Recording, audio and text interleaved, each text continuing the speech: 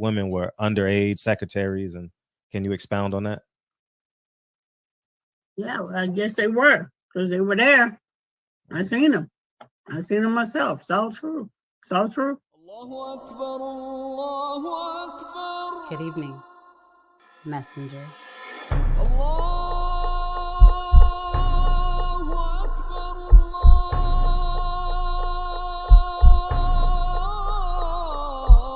You convinced us that you were the last messenger.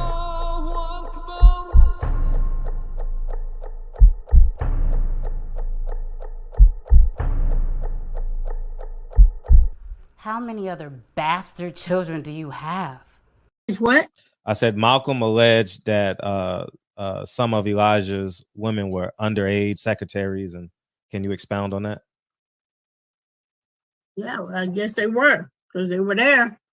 I seen them. I seen them myself. It's all true. It's all true. Good evening, messenger.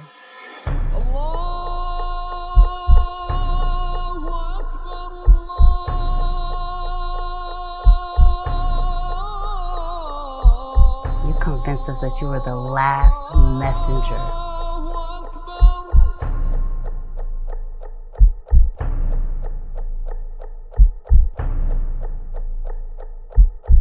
How many other bastard children do you have? It's what? I said Malcolm alleged that some of Elijah's women were underage secretaries, and can you expound on that? Yeah, well, I guess they were, because they were there. I seen them. I seen them myself. It's all true. It's all true. Good evening, messenger.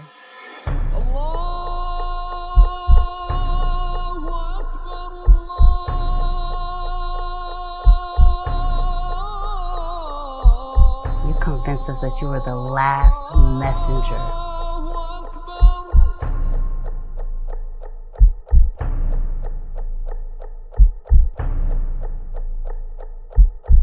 How many other bastard children do you have? It's what? I said Malcolm alleged that some of Elijah's women were underage secretaries, and can you expound on that? Yeah, well, I guess they were, because they were there. I seen them. I seen them myself. It's all true. It's all true. Good evening, messenger.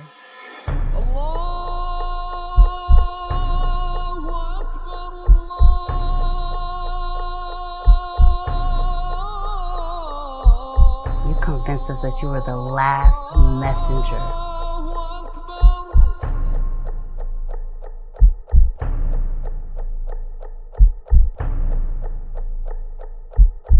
How many other bastard children do you have? It's what? I said Malcolm alleged that some of Elijah's women were underage secretaries, and can you expound on that? Yeah, well, I guess they were, because they were there. I seen them. I seen them myself. It's all true. It's all true. Good evening, messenger.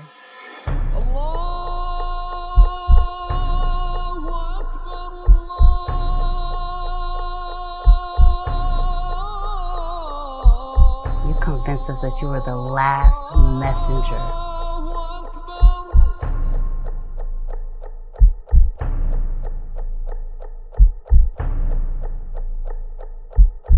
How many other bastard children do you have? It's what? I said Malcolm alleged that some of Elijah's women were underage secretaries, and can you expound on that? Yeah, well, I guess they were, because they were there. I seen them. I seen them myself. It's all true. It's all true. Good evening, messenger.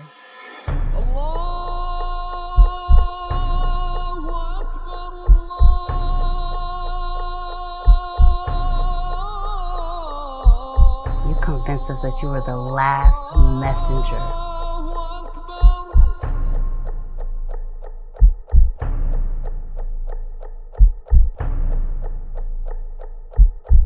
How many other bastard children do you have? It's what? I said Malcolm alleged that some of Elijah's women were underage secretaries, and can you expound on that? Yeah, well, I guess they were, because they were there. I seen them. I seen them myself. It's all true. It's all true. Good evening, messenger.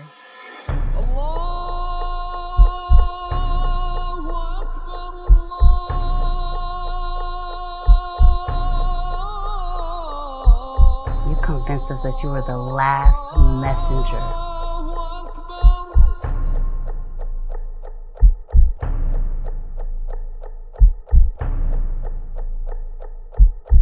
How many other bastard children do you have?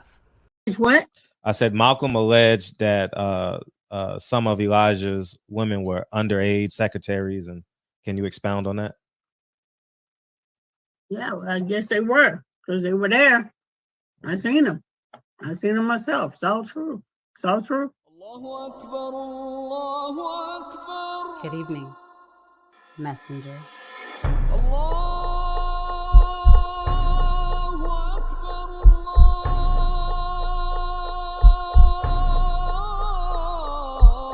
You convinced us that you were the last messenger.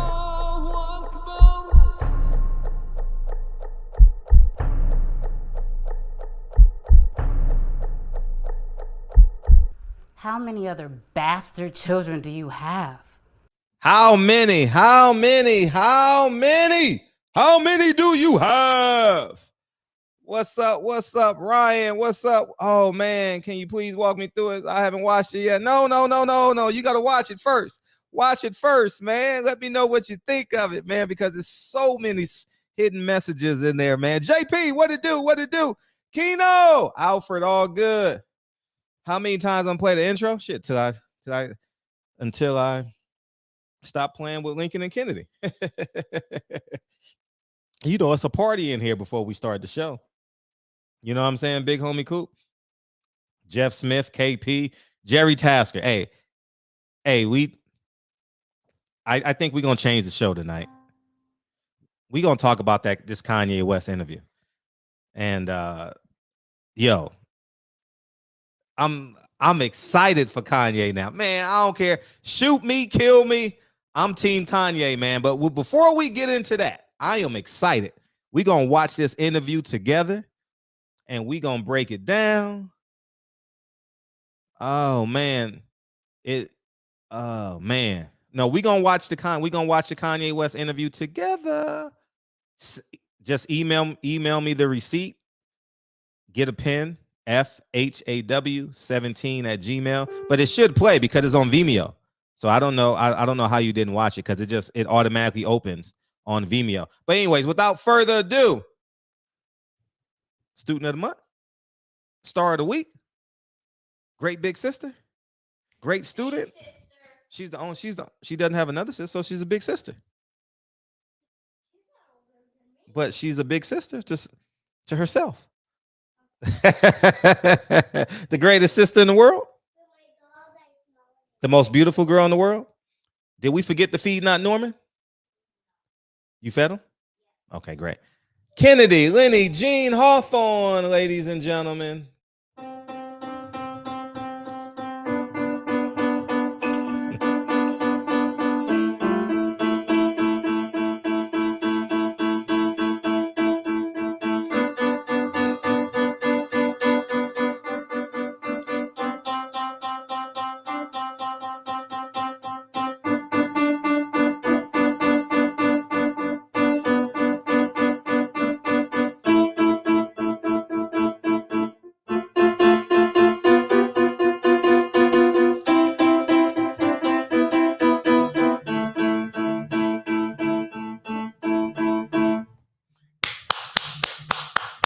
Curtsy. Next up, 4-time student of the month,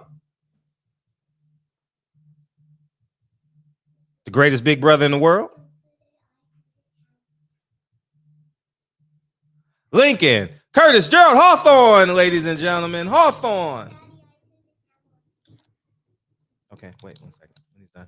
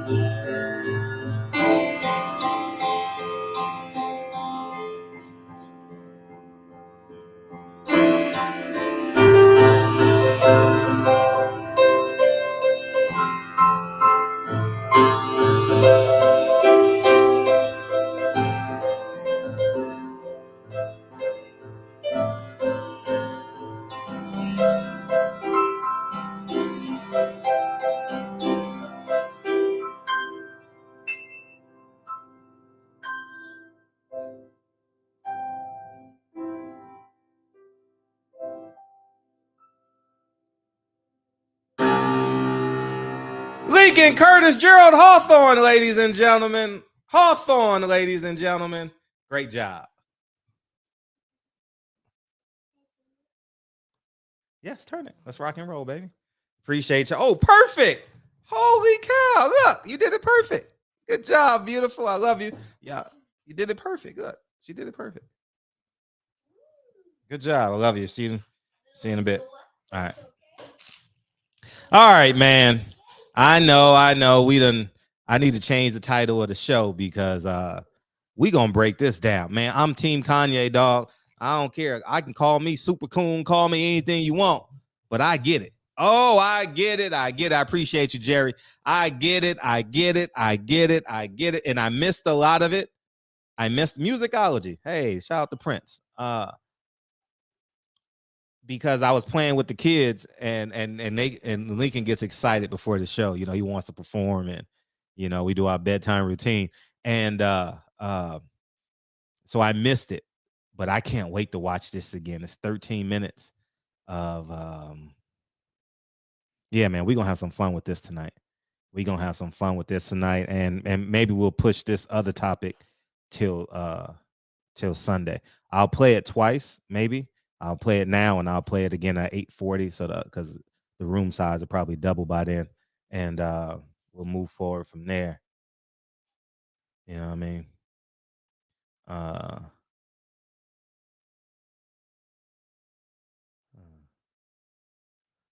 So here we go. Yo, man, Kanye's fearlessness, dog.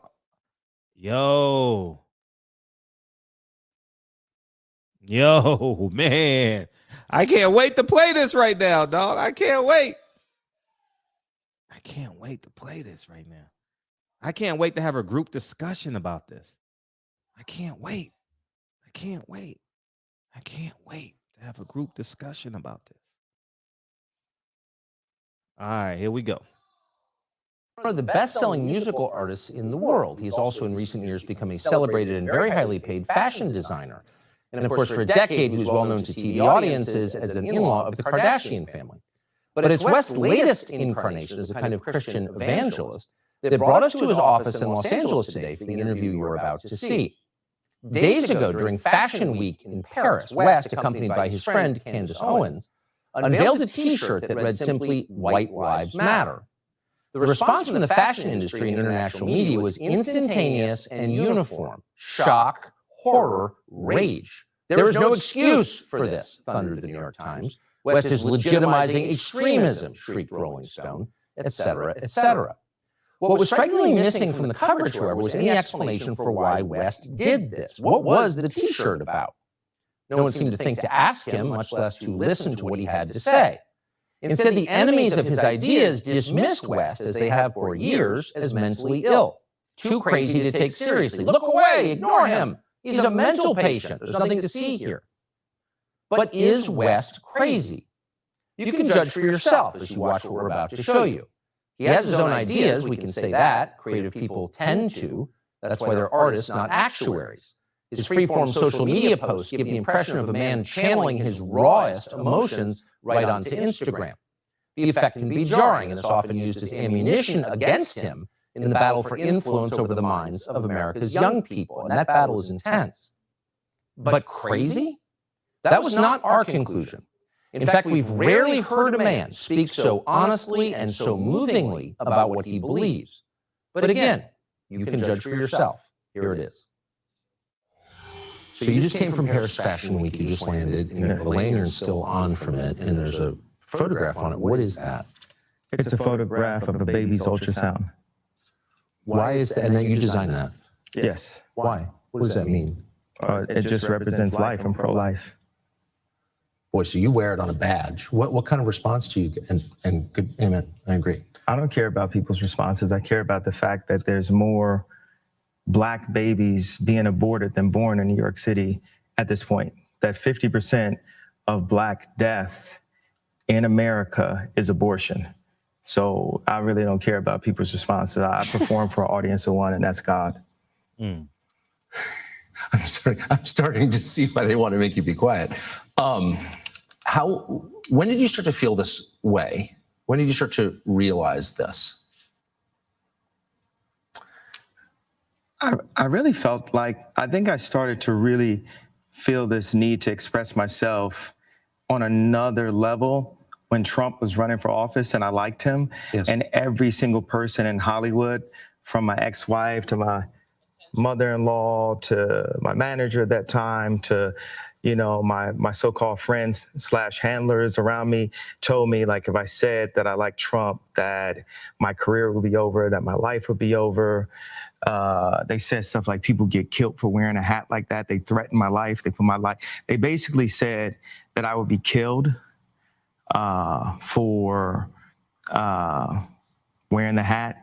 I had someone call me last night and said anybody wearing a White Lives Matter shirt is going to be green lit, and that means that they're going to beat them up if they wear it. And I'm like, you know, okay, green light me then.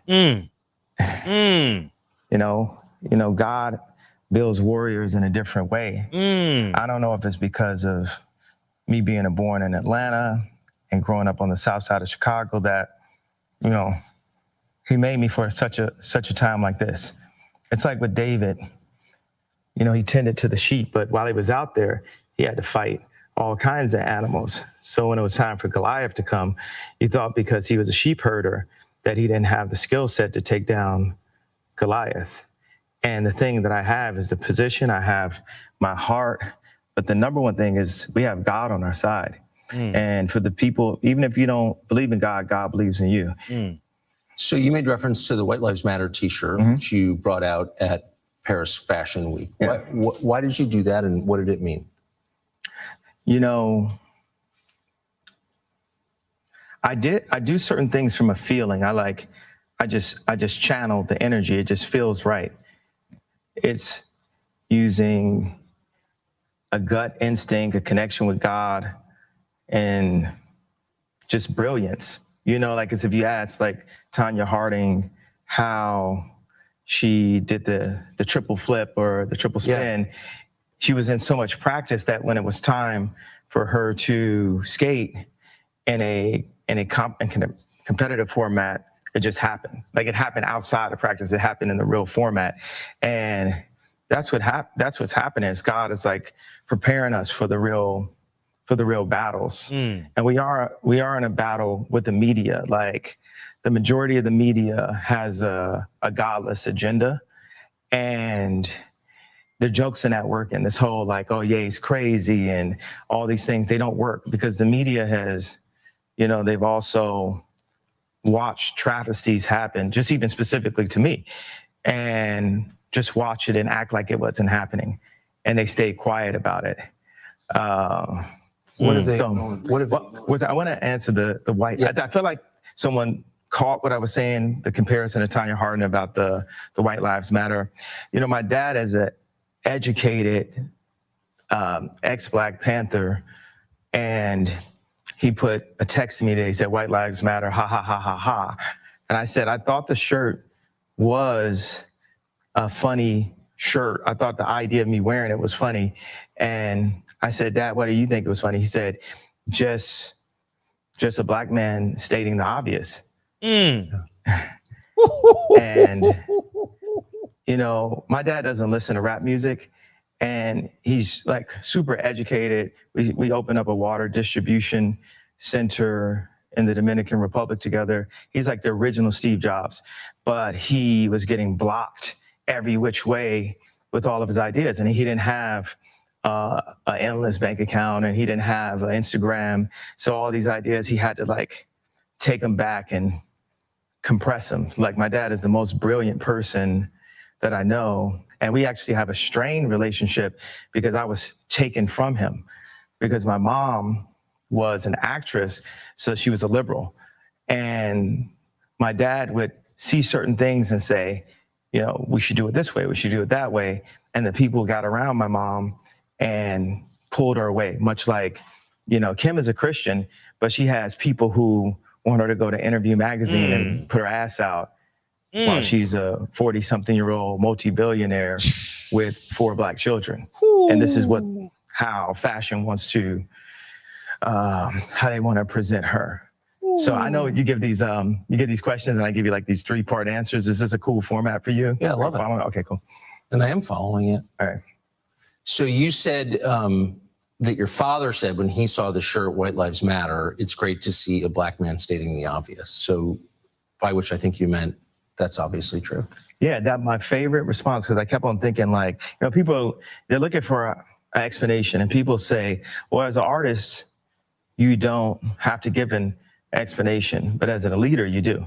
Yes, I think that's right. So the answer to why I wrote White Lives Matter on a shirt is because they do. It's the obvious thing. Why do you think that's so? And I assume the implication is, of course, all lives matter because they're lives, because God created them. There's the truth. Why man. do you think that would be considered controversial?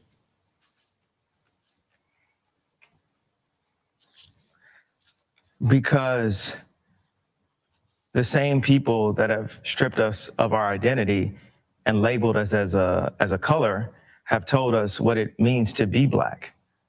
I say this every night. And the vernacular that we're supposed to have. Say this every fucking night. Grew up as a military brat. And his family moved around, but they were based mostly in Delaware. And at the time, if they weren't the only black family, they were one of the few. And he would be discriminated against because he was black. So by the time he got into college, he would be discriminated against. He went to a black college, he would be discriminated against because they said he talked too white. Yes.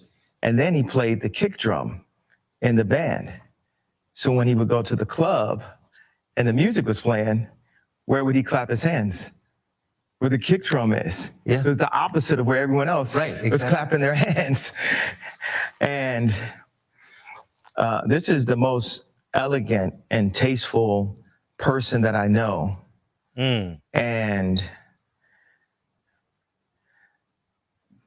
when my mom, when the school suggested it, like the herding systems, because what they do is take the black community and they separate us, and they separate the families, and the educated, they push this, need for higher education, and us as blacks, we discriminate against each other and say, well, I got my PhD and you don't have your PhD, so I'm better than you. And so my mom, she had a PhD and she was influenced to move to the south side of Chicago and take this job at Chicago State University.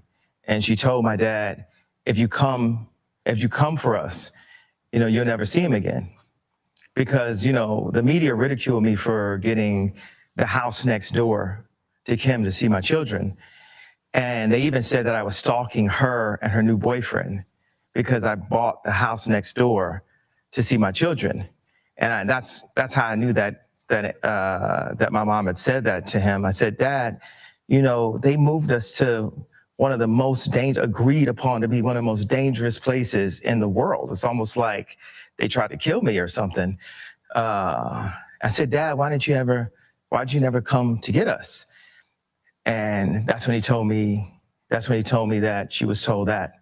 There's so many things that are put in Kim's head. They bring influencers, like no one ever knew where Corey Gamble came from. No one in the fashion world knows where Gabby came from. These people were practically made in a laboratory, in my opinion.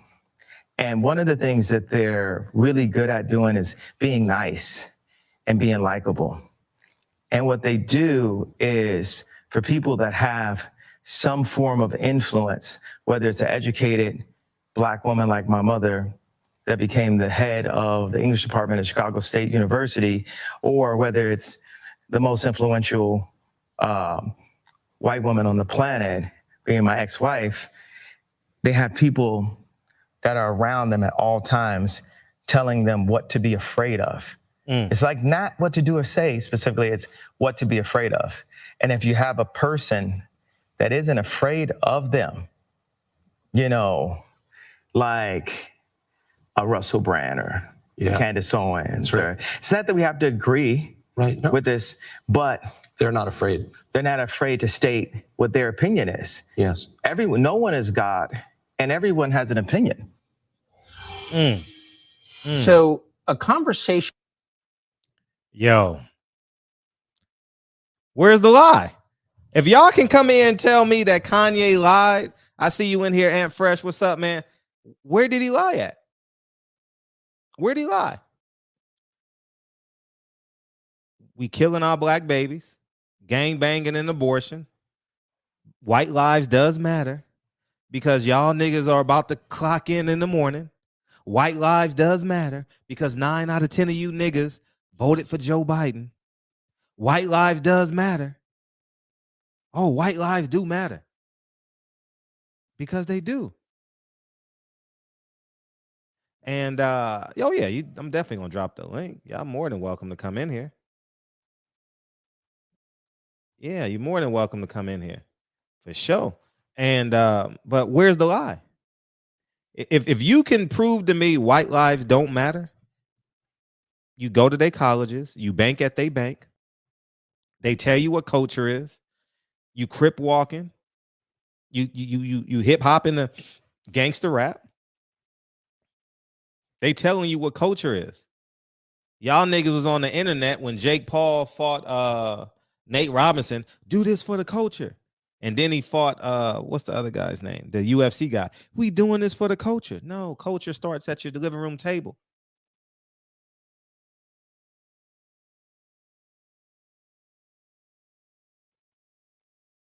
Yeah, I know I sound foolish. Cam up. Cam up. Cam up and prove to me I sound foolish. I'm taking foolish all day long because I don't believe in abortion. I don't believe in having your mother of 4 kids half naked. I don't believe in that. I don't believe we should be voting Democrat.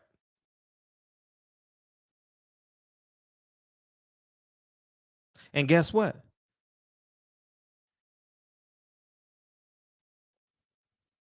I bet you going to clock into your job tomorrow. I bet you going to Chase Bank. I bet you going to Stanford University. I bet you going to a HBCU. It's all white names on them deeds at them HBCUs. They named after white people too. I bet you going to play on his NBA team.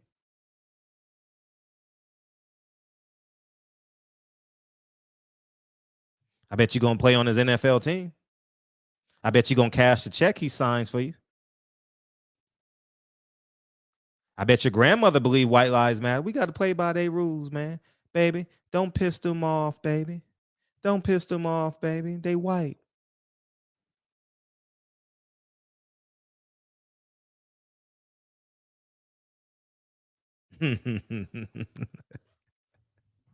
Oh, man, they trying to shut Kanye down. I'm not going for it.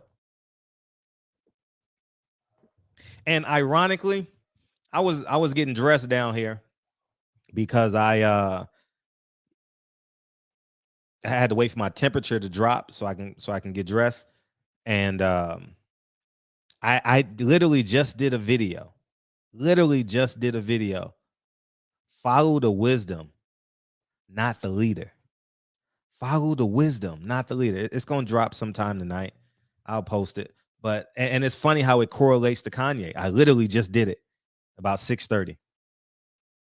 If you can prove to me that white lives don't matter in your life, then I'll believe you. Because you're on an iPhone right now. You want a Mac computer. You driving a I don't know what you driving. You're not eating off the land. Because white lives do matter.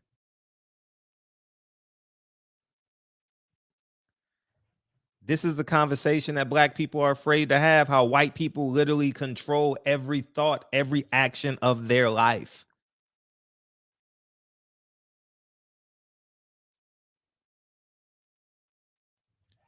We too afraid. We're cowards. What's up, Kyle? Tell me what you think about the interview. What was that? Did you watch the interview? Which one? Man, you asked for the link, and I was. Man, are you talking about the Kanye shit? I Yeah. seen it like Yeah. bits and pieces. Oh, okay. Tell me what you think of it. The bits and pieces you saw. I mean, he just a weirdo. How's he a weirdo? Tell me, how's he a weirdo?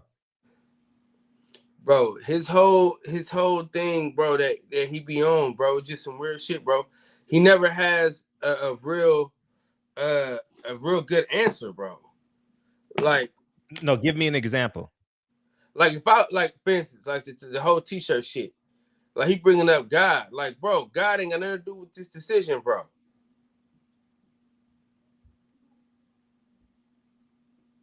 Do white lives matter? Do they? I'm asking you a question. Do white lives matter?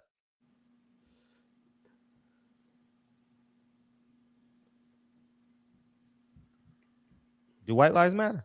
Yeah. So how was he wrong? No, I'm not. That's not. But I'm talking about. It's the back shit though. It's the backstory. It ain't just. Come on. What's the backstory? Everything he don't say everything. Give examples. You got to. Okay, I'm just saying the nigga never just does shit. He it's always a reason behind him doing some shit. He ain't never just done the shit just to do. But you ain't giving an example. You're not giving an example. I mean, it's just Kanye West, bro. The type of that's not the example. That's not an example. That's just you're just doing groupthink thoughts. I got you in a second, dog. I need you to give me an example of how white lives don't matter. I didn't say that. Well, why are you reluctant to say white lives do matter? Because you don't want to sound unblack? What do you mean? I didn't say they don't matter. They do matter. Everybody matters. I know, but you were so what I'm reluctant saying to is, say it. dog, listen, bro. Listen. What's your stance on abortion? We'll go through the interview piece by piece. I got you in a second. I don't want to mispronounce your name, so I'll call you D, and then you correct me when you come in. Do you believe in abortion? It depends. There's always caveats. Do you believe in if a man and a woman have consensual sex and the woman gets pregnant, do you believe in abortion? No. Okay. No, that's what I was saying. That's why I was saying. Wait. No, we just gonna break down. We just gonna break down. But hold on. Let me ask the question. I didn't get to answer the first question. Goddamn, Fred. I'm sorry. But what if the lady got health issues when she find out she pregnant? I'm not having no outlier conversation with you. That's not an outlier conversation, bro. Women die from birth all the time, Fred. You know that. Cal, that is an outlier conversation. If that's the case, we wouldn't be having babies. That's on the margins. I'm talking about the median. I'm talking about the 80%. I'm not talking about the 10% on this side, the 10% on that side. I'm talking about the middle, the 80 to 90%. Yeah, well, okay. If we're talking about the 80, 90%, I'm with you. I don't agree. Do you want your wife half naked on Instagram? Absolutely not. Okay. Did you know that abortion is the leading cause of death in the Black community? Yeah, we know that. That's what I'm saying. I'm not. But that's why I was saying I'm not for it at all. No, I'm just breaking it down for you because I don't want to replay the interview. I'll replay it at 8:40 or something like that. I'm just breaking down the interview so you can fully understand what you're fighting against. Because Kanye, literally, you have 4 kids. You're married. You're pro-life. You don't want your wife half naked on the internet. You don't like people controlling your thoughts. He said a whole bunch of other things too, like how white media conditions us, and they condition Black people to have one thought and one thought only. And I'm going to replay it at 8:40 so you can hear it. But I understand how people say because it's a black thought right now. Hey, we gotta hate Kanye right now because he crazy.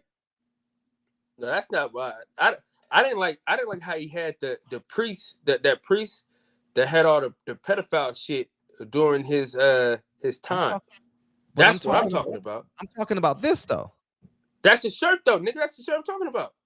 That priest that he had on that shirt was like that he was under when all that shit was happening with all them kids and shit. Mm-hmm. That's the priest. He had a priest on the shirt? Yeah, I thought it was Joe Biden at first. A priest on the White Lives Matter shirt? Yeah. I didn't see that. But I'll bring the Jata and these. Help me correct your name. Tell me your name, brother. You're muted.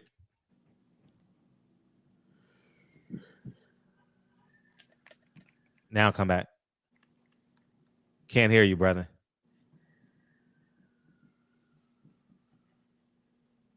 I know 90% of y'all are gonna disagree with me tonight, and I'm cool with it.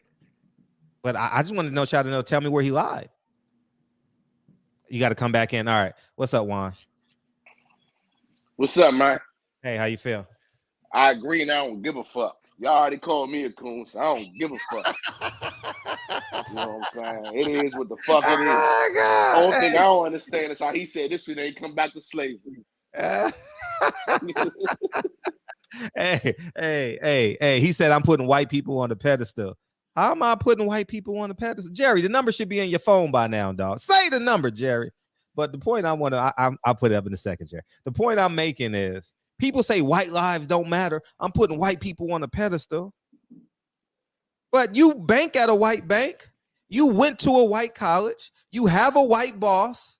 Your white boss tells you when to go on vacation. You have a white man's car. You're not living off of the land. Like, so when you sit in front of a white judge and say, yes, sir, no, sir. In front of a white judge and say, yes, sir, no, sir. You dance to the songs that these white people give black people permission to put out. So you guys got to understand, you guys are afraid. Black people are afraid to admit where we are in America. We're afraid. We're cowards to that. I'm gonna bring DNs because Go ahead, say something. Nah, man, you got that. Take the earpiece out, man. Nah, the problem is he got that Obama phone. See, Obama don't care about black people. Nah, Obama don't care about black people. Obama ain't give us no fucking raise. Now we hear you, dog. What's up? Hey, yo, can you hear me? Very well. Go ahead, all right, cool. Yo, hold on. Yo, yeah, it's Jada, man. It's Jada. Thank you, bro. Jada. Yo, I'm a fan of the show. You know what I'm saying? I'm a fan of the show. I used to be in the Nation of Islam. That's why I like a lot of your content. I love boxing too. Now, let's get to Kanye, man. Yo, first of all, he's doing all of this for shock value. This doesn't mean anything to me. I don't care about a White Lives Matter shirt. What does that mean to me? You know what I'm saying? You're right. Dude loves attention and everybody keeps biting on it. And yo, let's get something straight. He's not intelligent and he's not a genius. He admits that he doesn't read books. His mother was an educator. How you don't read books? If you don't read books, you're not intelligent. I don't care how you try to put it. If you don't read books, you're not intelligent. You know what I'm saying? That's what he said out his mouth. He does not like to read. And his mother was an educator. Furthermore, we're talking about his ex-wife, Kim Kardashian, who's a whore. She's a whore. He knew that before he married her. See, and it's funny how the Jada. You absolutely right. There you go. We're not talking about that tonight. I'm just talking, do white lives matter? Yo, man, the funny part is this, bro. In my opinion, every life matter. We're not going to sit here and talk about the whole Black Lives Matter when we sit here killing each other all over the country and ain't nobody talking about that. Because my main thing is this. If Black Lives Matter as much as black people think, why are we not going to these neighborhoods saving our sons, man? These are our children out here committing these crimes. What are we doing? It's all black men on here. What are we doing? I'm sure we all live in separate cities. What are we doing? You know what I'm saying? These are our sons out here that's committing these crimes, and we're not doing anything about it. You know what I'm saying? But we wait till an organization comes around with a slogan, and now all of a sudden we want to debate it or argue about it. And I'm not saying that's what you're doing, because you're not doing that at all. But that's my thing. He's just saying he's the antithesis to that. You know what I'm saying? You want to holler Black Lives Matter. Okay, I holler White Lives Matter. And honestly, I don't have a problem with it. I don't have a problem with it. White lives do matter. Asian lives matter. And when black people understand their worth, they will truly understand that Black Lives Matter. Will that happen in you in my lifetime? I doubt it. I doubt it. Because we don't understand the value of life. I'm gonna tell you this though. I'm gonna tell you this though. This is the thing, right? This is the thing I liked about the shirt. Because he about to have 100 million white people buying that shirt, right? And the same how Black Lives Matter was built off of a white guy, and he got so much money off of it. Kanye about to get a whole lot of money off the white man. So I mean, it's a fair game. I'm just saying his reasoning behind it. I didn't like his answer. You know what I'm saying? I think Kanye just do shit to make people think. Like, yeah, but why would you like his answer? Yeah, but why would you like his answer? Because you feel like it goes against black. That's black people problem. You know what I'm saying? And you just said that. Listen. What I'm saying is this, bro. I wanted him to have I want him to articulate the point of the shirt a whole lot better, in my opinion. That's just me. That's not art. That's not how art works. Art speaks for itself. That's why he didn't do that. Art speaks for itself. When you see art, that's when you get the understanding. That's why him and Candace came out there and they parade out there with the shirts and he let Ja draw the conclusion. You know what I'm saying? That's how it works. Go ahead, though. I never stood there. 1 second, Kyle. Kevin Brower says, shout out to all my coons in the chat. Yeah, I'm going to be coon 3.0 tonight. 3.51, 85, 94, 33. I'm going to be all that tonight. Avery, he coming for you, Kyle. Kyle voted for Biden. He got that I went to daycare before preschool face. Hey, first of all, Avery, you got the game. Hold on, champ. No, first of all, Avery, you got the game fucked up. That's what, you know what I'm saying? You got the game all the way fucked up. First of all, don't you ever disrespect me like that in front of all these people. Fuck wrong with you. I ain't never voted for no nigga named Joe in my fucking life. Fuck you and Joe Biden, motherfucker. Come at me with that bullshit. Fuck wrong with him talking about I voted for Joe Biden. Fuck out of here. If you did, why you in your feelings if you did? If that's what you voted for, that's what you voted for. Why are you in your feelings? Because nigga, I didn't. That's why. Because I didn't. I don't like Joe Biden. I don't like Obama. I don't like neither one of them motherfuckers. Okay, but why? There's a laundry list for them two motherfuckers. All goddamn night. I mean, what you want me to start with? What you want me to start with? The crime bill? What you want me to start with? The predators? What you want me to start with? I mean, you talking about Obama not giving us, but Obama who do you want me to start with? You want me to start with held back our cost of living. Hold on. You want me to start how all the black colleges lost a whole lot of accreditations while Obama was in office, but when Trump came in, he saved a lot of the black colleges? Or do you want me to talk about what do you want me to what part do you want to talk about, sir? Hey, Fred, you witnessing greatness right here. Okay. Yeah, you witnessing greatness. Let me go ahead and tell you this, bro. You know what I'm saying? Stop trying to differentiate between political parties. None of them have an interest in poor people. All they want to do is exploit poor people. That's all both of them do. So let's start with the Biden and the Trump and this and that. Nobody means anybody any well. The whole thing about this country and the whole address about this country is you have to pick yourself up and do for yourself. That's what this country is built on, and that's what it's about. Period. Man, it's not about a political party. I beg to differ, man. Listen. Hold on, real quick, Juan. It was a whole lot easier to pick myself up when these gas prices went so goddamn high. Shit. Nah, Trump. Listen, Trump. The difference with Trump and everybody else, he worked with the poor people right here, man. He ain't played with the poor people over there in India and everywhere else, Afghanistan and Mexico. Nah, man, he made it right here. Do you know because of Trump? If it wasn't for Donald Trump, I wouldn't have had a job making 6 figures that I make right now. So because he literally looked at the federal government. What do you do? We don't have. Hold on. I work for the federal government. I work for the federal government. Hold on. What do you do? You know what he put what do you do? So you know. No, hold on. What do you do? Hold on. No. I can't tell you exactly what I do because you know. Why you the government? Because you must not work like I work because you sign a piece of paper. Oh, I must not work like you work. No, explain, because I'm going to explain to people what I do. What do you do for the federal government? No, tell me. And I'm a veteran. That's cool. I can tell you. Well, y'all can stop kicking me the fuck out of positions because y'all get man. Come on, explain, bro. Explain what you mean the federal government. I'm a GS-14 with no No, you're not. No, you're not. You're lying. You're capping. No, you're not. What? No, you're not. Go to OPM, look my name up, and you will see it. No, I asked you, what do you do? And you did not explain it. I just gave you the answer. And if you really okay, Fred, I'm gonna tell you right now, he's lying. He's not a GS-14. You know what I'm saying? He doesn't work for the federal government. I just care about the White Lives Matter shirt. I care about honesty and integrity. And I'm being honest and I'm being integrity. You can say whatever you want to say, bro. But this is what I'm saying. Without him, because he put out a memorandum, because he noticed that the job force was low, and he said, when we have capable applicants here in America, we need to give the opportunities to them. It doesn't matter if they have an education. Okay, so it does matter. What made you capable? If you a GS-14, what's your education? High school, actually. Huh? High school, actually. Or you're not a GS-14. You're a liar. No, you're a liar.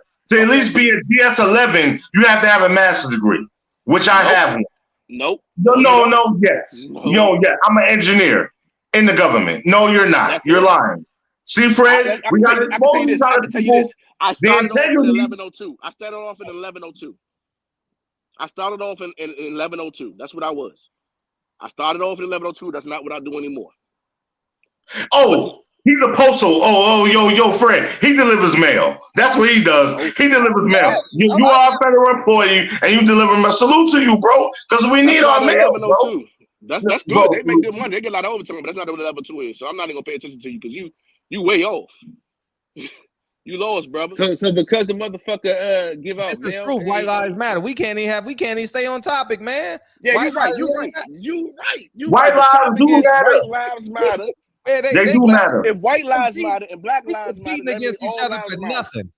He ain't paying your bills. You ain't paying his bills. But the point of the fact is, we always try to make like we doing better than the other instead of just saying like we just the same. White people don't do that. You see me? See, the thing is, Fred. See, Fred. The thing is, so many black people don't understand white people.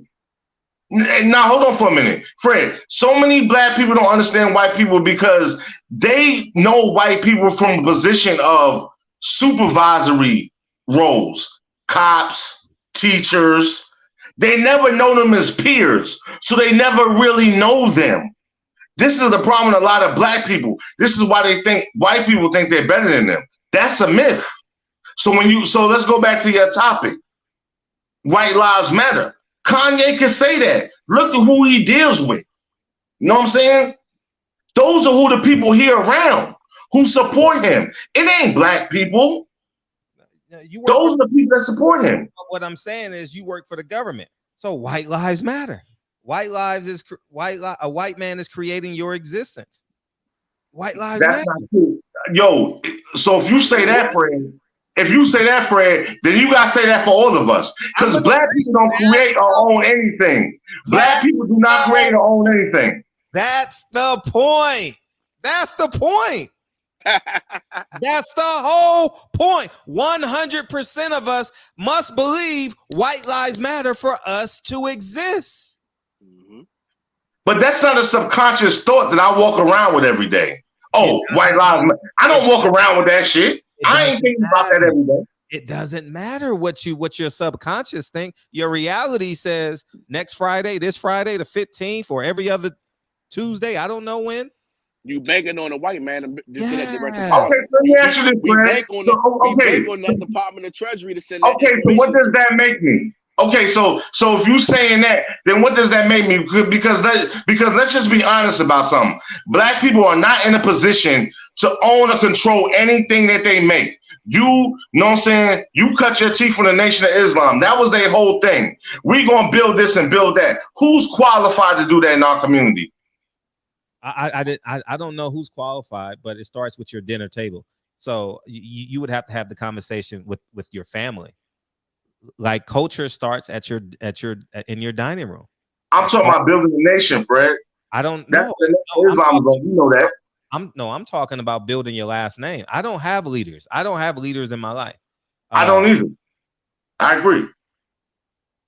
So the point I'm making is, yes, a white man created YouTube. I'm in agreement with all this. You know what I mean? But we are so dishonest with ourselves. that we are in such denial that we hate a shirt that just on the surface level, it's a fact. White lives matter. Of course, Fred, I didn't hate it. And yo, Avery, good looking. Now, Fred, but I didn't hate it. I didn't feel any kind of way about it. No, I wasn't triggered by it. I'm actually enjoying America being triggered by this. Exactly. Fred, I'm with you. I don't live my life dwelling on shit like this, bro. Because I'm like you. I have a family. You know what I'm saying? Avery says Juan capping. He ain't no GS14. I live in DC. He's lying. Jada speaking facts. That's a fact. Come on down to DOC or holler at me. Nah, man, I ain't. Who cares, man? Man, motherfucker. The point. What's up, Max? What you got? Fred seen it. What you got? I saw y'all on a different topic than the title topic, but no, we totally changed it. Y'all on the Kanye shirt. That's how Fred do.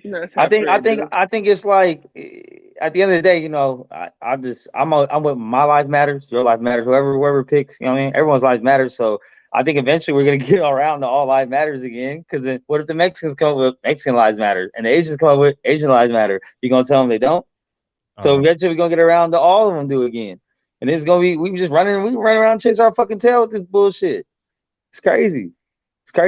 I was more offended by the front than the back, to be honest. Y'all saw the front of the shirt.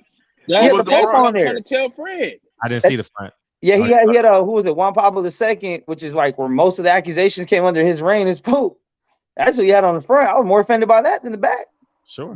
You talking about the rape accusations? Yeah, I think he was Pope from like 70 something to like 2000 something.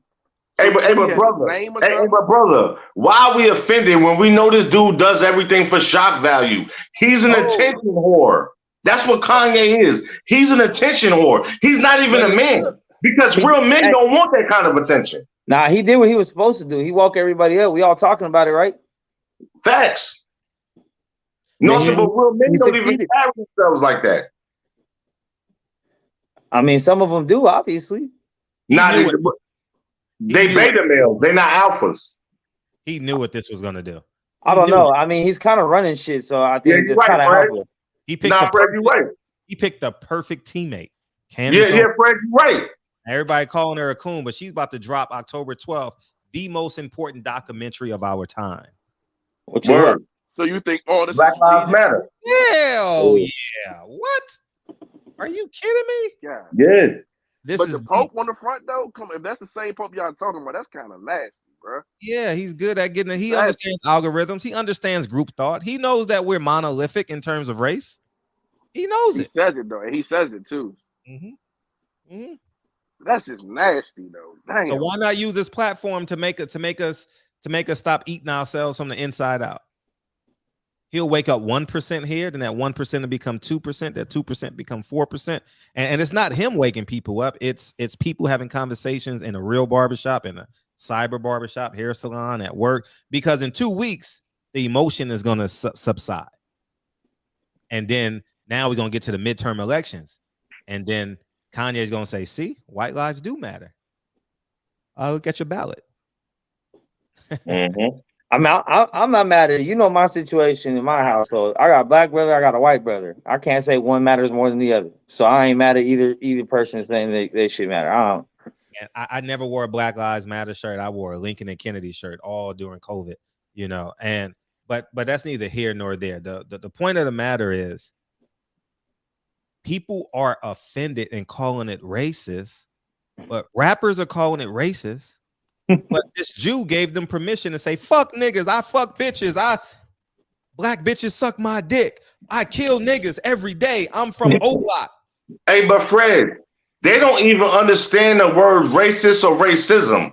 They don't know what that really means. Let me tell you something. My pops, if he lived, he'll be 73 in about 11 days, man. He went through it. He knows what racism is. He went to segregated schools in South Carolina. You know what I'm saying? He went through all of that. We don't know nothing about that, but we constantly throw around those words. We don't know what it's like to, you had to hold your piss because you couldn't go to a bathroom because it said colored, or somebody calling you a Negro, or you couldn't look them in the face You know what I'm saying? You had to cross the street. We don't know anything about that, but we talk like we do. You know what I'm saying? This is why people need to be more in touch with the elders, the ones that's still around, man, because you'll get the real history. People throw those words around, bro. Racism and racist, they don't really know what it means, bro. Yo, thank you for saying what I've been saying the past couple of months. And everybody coming from my fucking head. This ain't not not everybody. Thank you. Not everybody. Thank I have a couple allies in the mix. But like I said, John, man, thank you. if you know the history of the real history of how it really used to be, then you know this ain't nothing. This ain't nothing. And progressively every generation has gotten better. Hey, every generation Fred, is getting better. Take us all out. Take us all out, Fred. I don't know how Mr. Fuller gonna disagree. But continue. Oh, he disagrees. I don't know how. He's a military man. I don't know how he disagrees. But I mean, I think progressively you look at the. We'll let him speak for himself after Data Jones, man. I wouldn't be surprised if KW copyright White Lives Matter, Kanye West, the guys, White Lives Matter, and sell T-shirts and make make 500 million to add to his 6.6 billion. If he already did, he probably already have it patent. You know what I mean? Well, I mean, black people stole 90 million. You know what I mean? And these subcultures of. You think that's a play on his Puma deal, on his Adidas deal?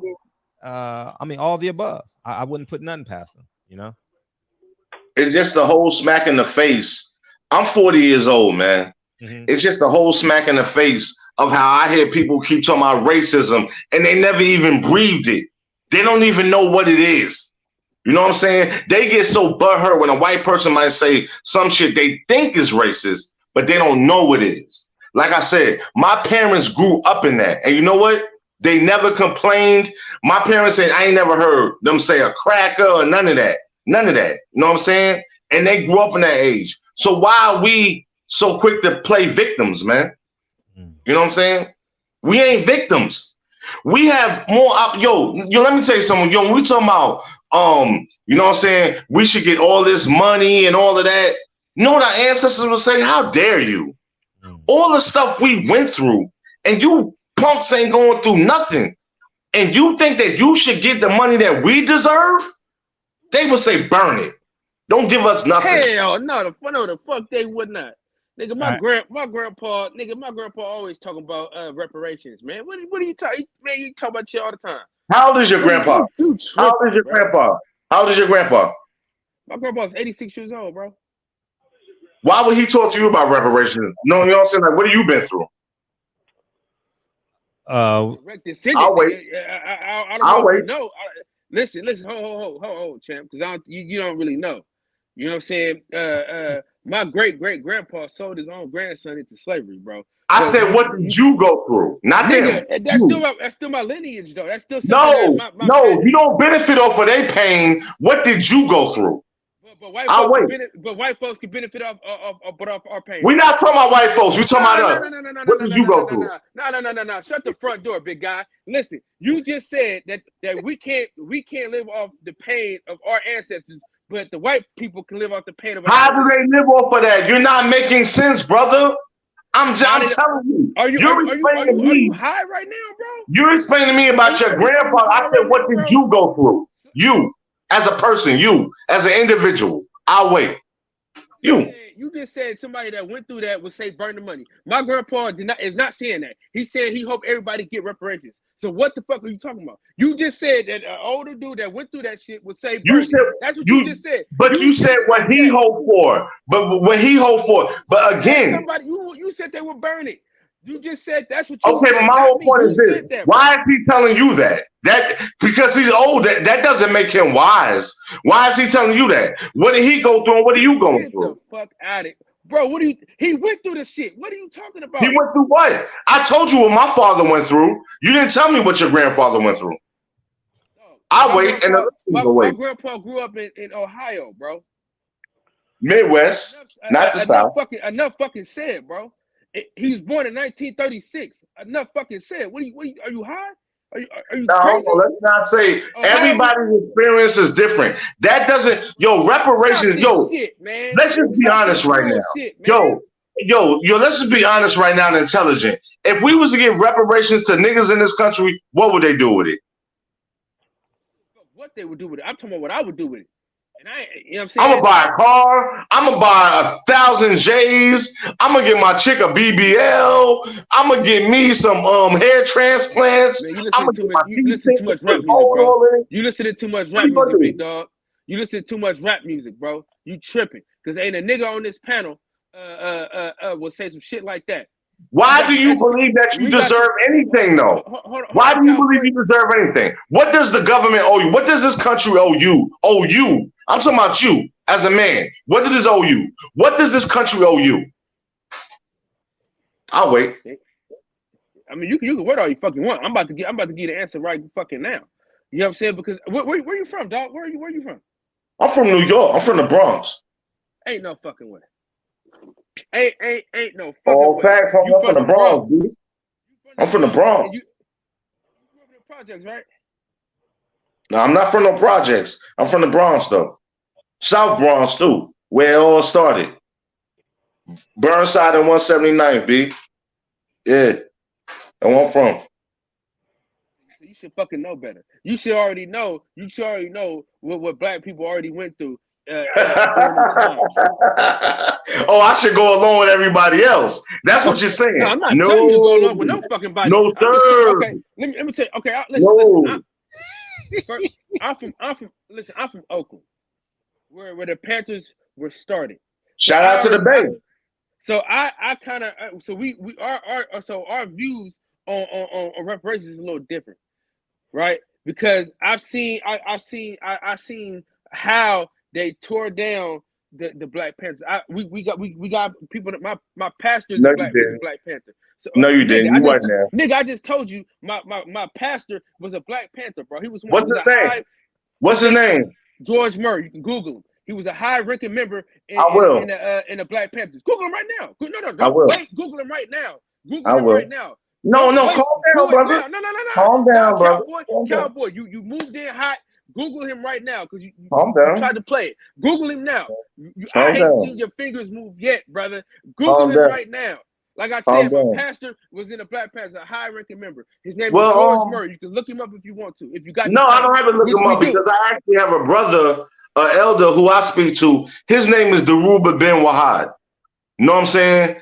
He was a member of the New York chapter of the Black Panther Party. Bro, so I don't have no. I'll ask him about him, and he'll tell me. So Google him. No, you just tried to question my integrity. So Google him. I just told you who I knew. If you ask me who John is, he's gonna tell you. Cowboy. This is what I need you to know. Once you Google who my pastor is, you will understand. I don't know who you know, but I'll let you know this right now. If you ever heard of the protests in the 60s at San Francisco State, are you serious right now? Just Google. Right now? Are you serious right now? What am I serious about? What, bro? What are you? Are you saying this stuff with a straight face? Are you saying this stuff with a straight? Yo, bro, I don't think we need to be arguing about Black history. But the point I was trying to make is, don't sit here and tell me about reparations when you don't deserve it. What have you done to deserve reparations? Stop saying somebody owes you something. You're a grown fucking man. Stop saying people owe you shit as a man. You sound real fucking suspect and you sound like a child. You a grown man. Stop sounding like that. That's a problem. First of all, big dog. You sound soft, bro. This your first time coming on here, so it's and that's fucking obvious. That's for sure obvious. Might be. This is your first time. This has got to be your first time being on here. This is obvious. Because but I'm a BB. That's the thing, though. You coming over here on some bullshit that you don't even know. Everybody on this panel will tell you. Hold on. Listen. Hey, let him get off. Everybody on this panel would tell you, I missed to get up your ass and go get it. So I don't know where you got this. I want somebody to get some shit to me. I'm the main person. Me and my man Michael Fuller, we argue every day about the same shit, about me telling somebody to get off their ass and go get it. So you might want to go back and watch some old episodes before you come talking to a player. You know what I'm saying? Me and Fred, we started a whole program. We wanted fathers to be fathers. big dog. So I don't know where you think Yeah. what you think I am or how I you got think you I'm coming. next. But it's a whole nother ball game around this piece, bro. That's so all. I ain't never listen. And then we got a saying on this channel that say a white man ain't gonna save you. So I don't know what you're talking about. I'm just saying that since our ancestors went through it, that we should be compensated for it. Nah, you shouldn't be compensated. You're not deserving anything. Hey, listen, after You don't deserve anything. Finish, you can go. What have you did? Finish, you can go. Shot. After I'm finished, you can go, bro. Michael Fuller, would you want to go after? I'm gonna give you What's the option. Michael. I'm gonna give you the option. Do you want to go before Jerry or after Jerry? Before Jerry, man. Before Jerry, friend. I'm asking. Before Jerry. It's up to him. No, we need Michael Fuller right now, man. Well, we need Michael Fuller on right now.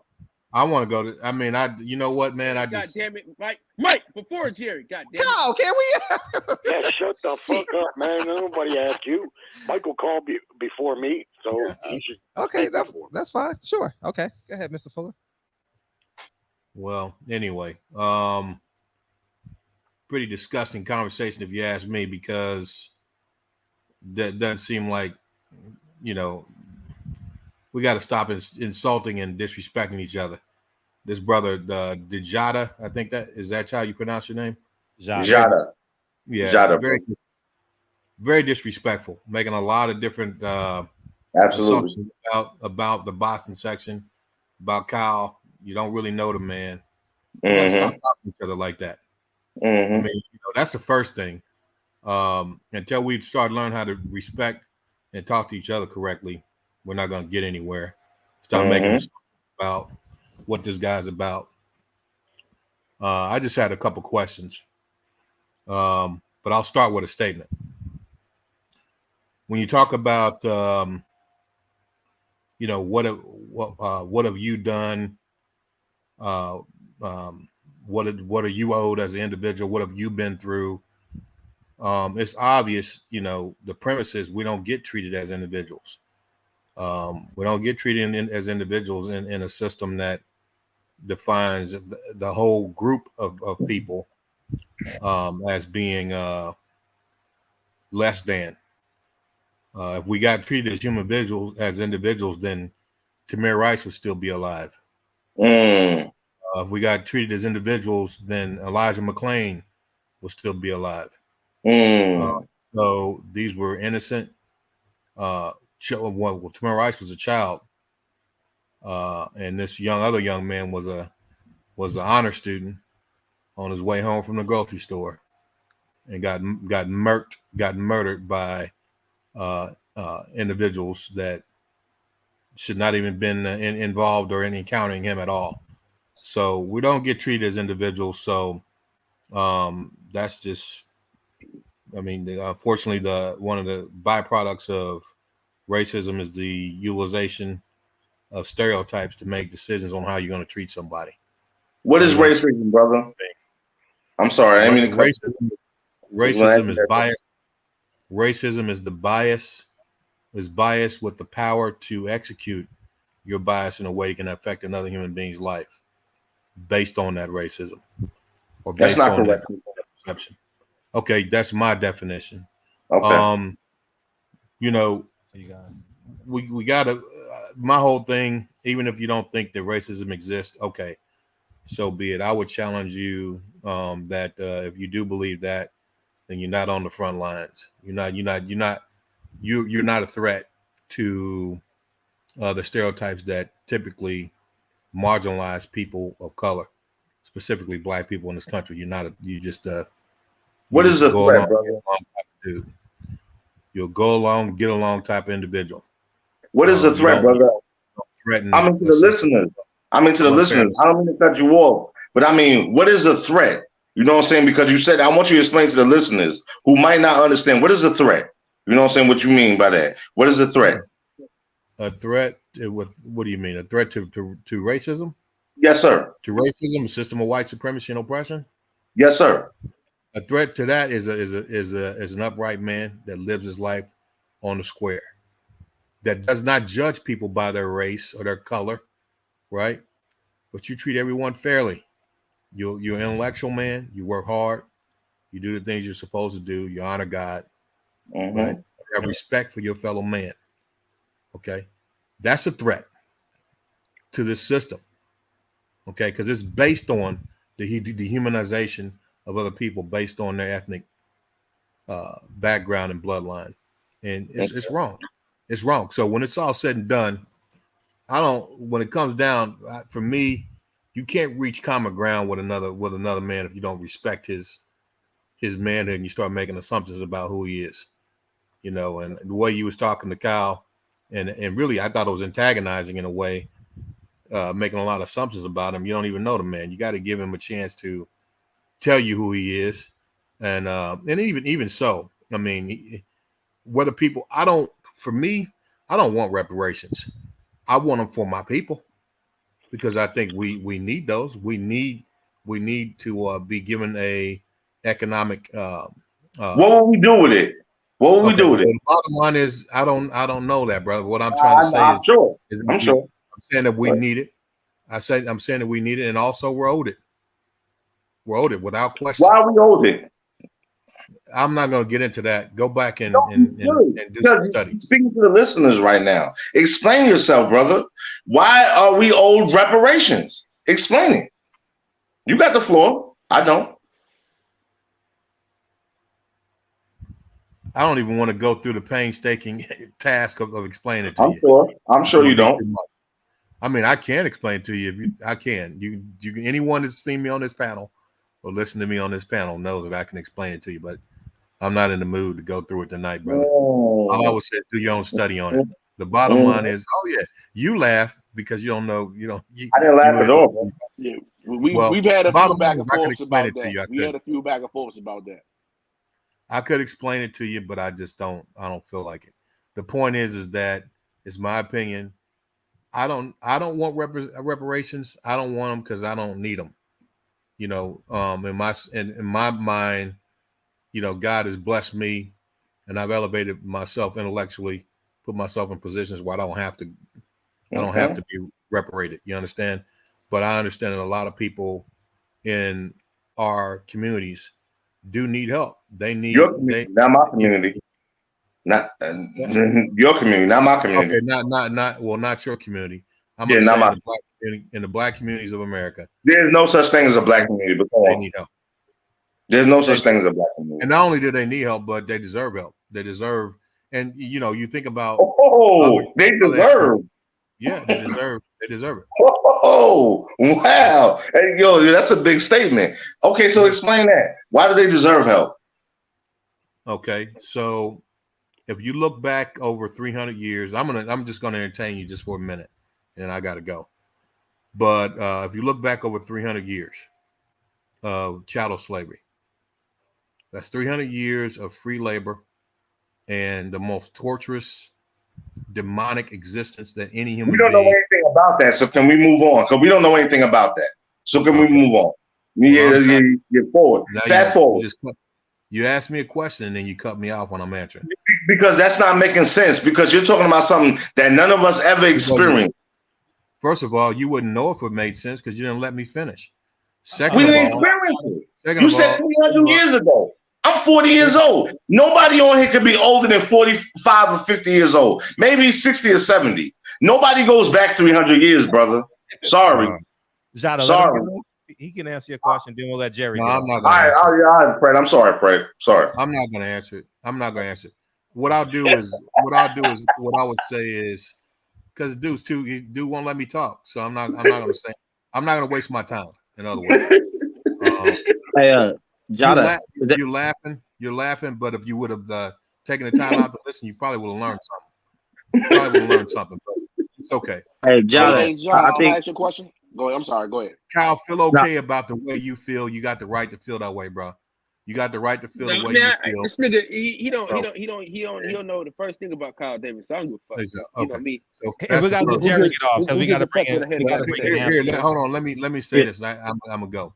Okay. I want to ask you a question. My question. Me. What do you mean by Okay, great. What did you mean by we're monolithic when it comes to race? What do you mean by that? 9 out of 10 of us vote Democrat. As a collective, we think hip hop is culture. Yep. As a collective, Jesus is white. Yep. but we say the first man on earth is black, and the Bible Yup. clearly states that, hair like wool, hair like skin like bronze. We think white ice is colder as a collective. I look at our talent. I'm watching. It's 4th and 1, 12-9. It's 50 plus men, 80% black league, and they cried racism, but none of them boycotted. So as a collective, we think white ice is colder, because if Joe Biden says, I'm gonna give you years if size a crack this big, I don't want my kids going to school with you. I'm going to eulogize a KKK member. You're not black if you don't vote for me. Go ahead, Fred. I'm cutting HBCUs. I'm not giving nobody no money. I'm going to give money to Ukraine. And I think black people are sexual beings. And reason being is because they sent Hillary Clinton out there to talk about wet ass pussy. And then they sent this gay man and Trina to talk about this shit that dropped yesterday. So as a collective, we really believe white ice is colder.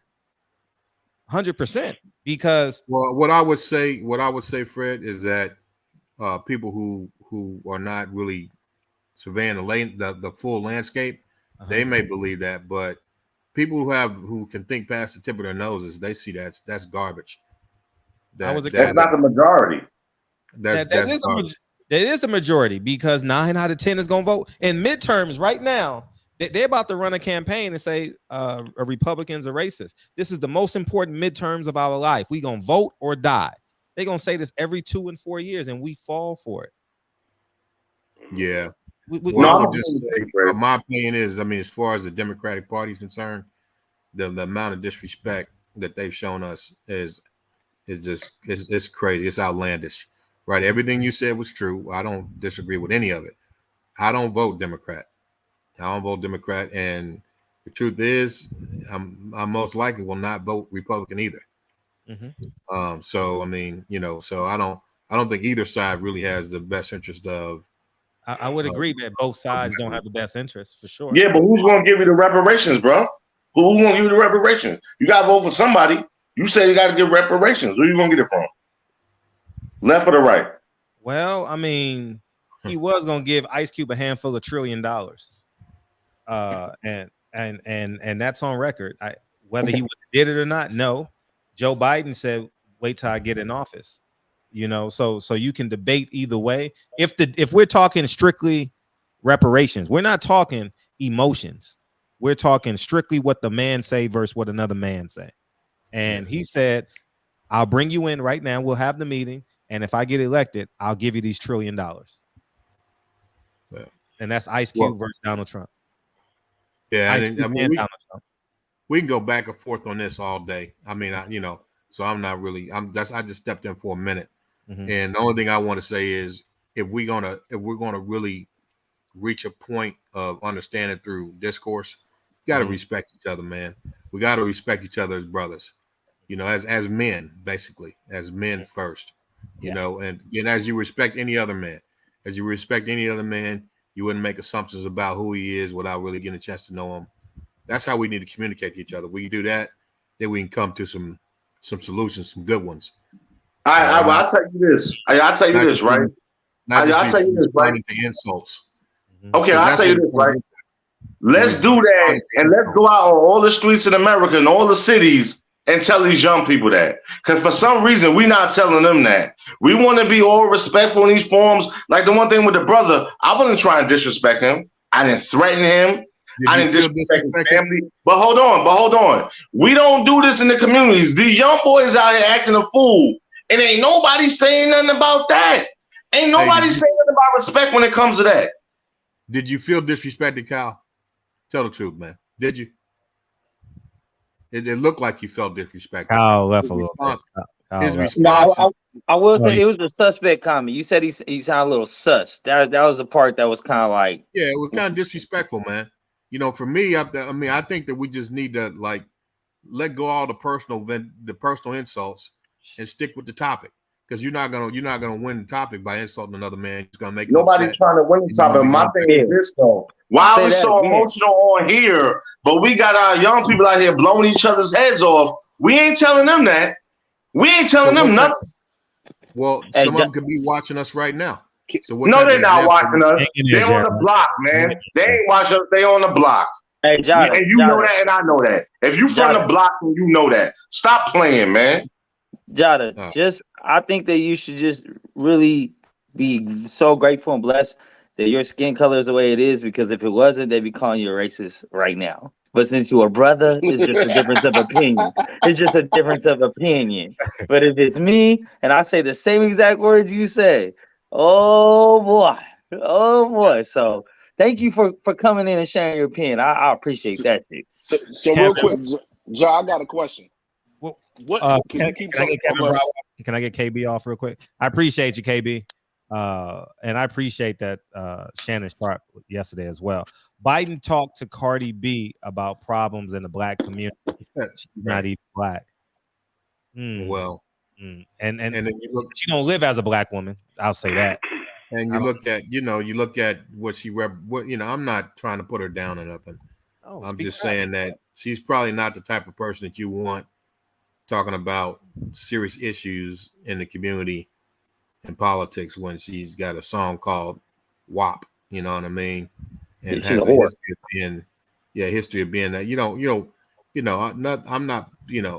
I don't agree with that kind of stuff, but at the same time, I just think that there's so many other people that he could have gotten to speak on our behalf in regards to politics than to get her was an insult. But you're not asking yourself another question. Why did he get her?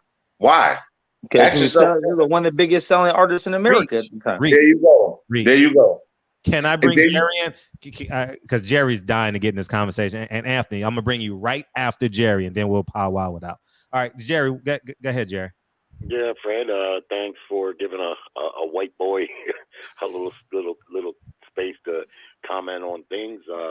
Some might say, well, this is black folks' business, and I shouldn't have a say. But the reality is, man, we're all people. We're all God's children, man. So it's all of our business.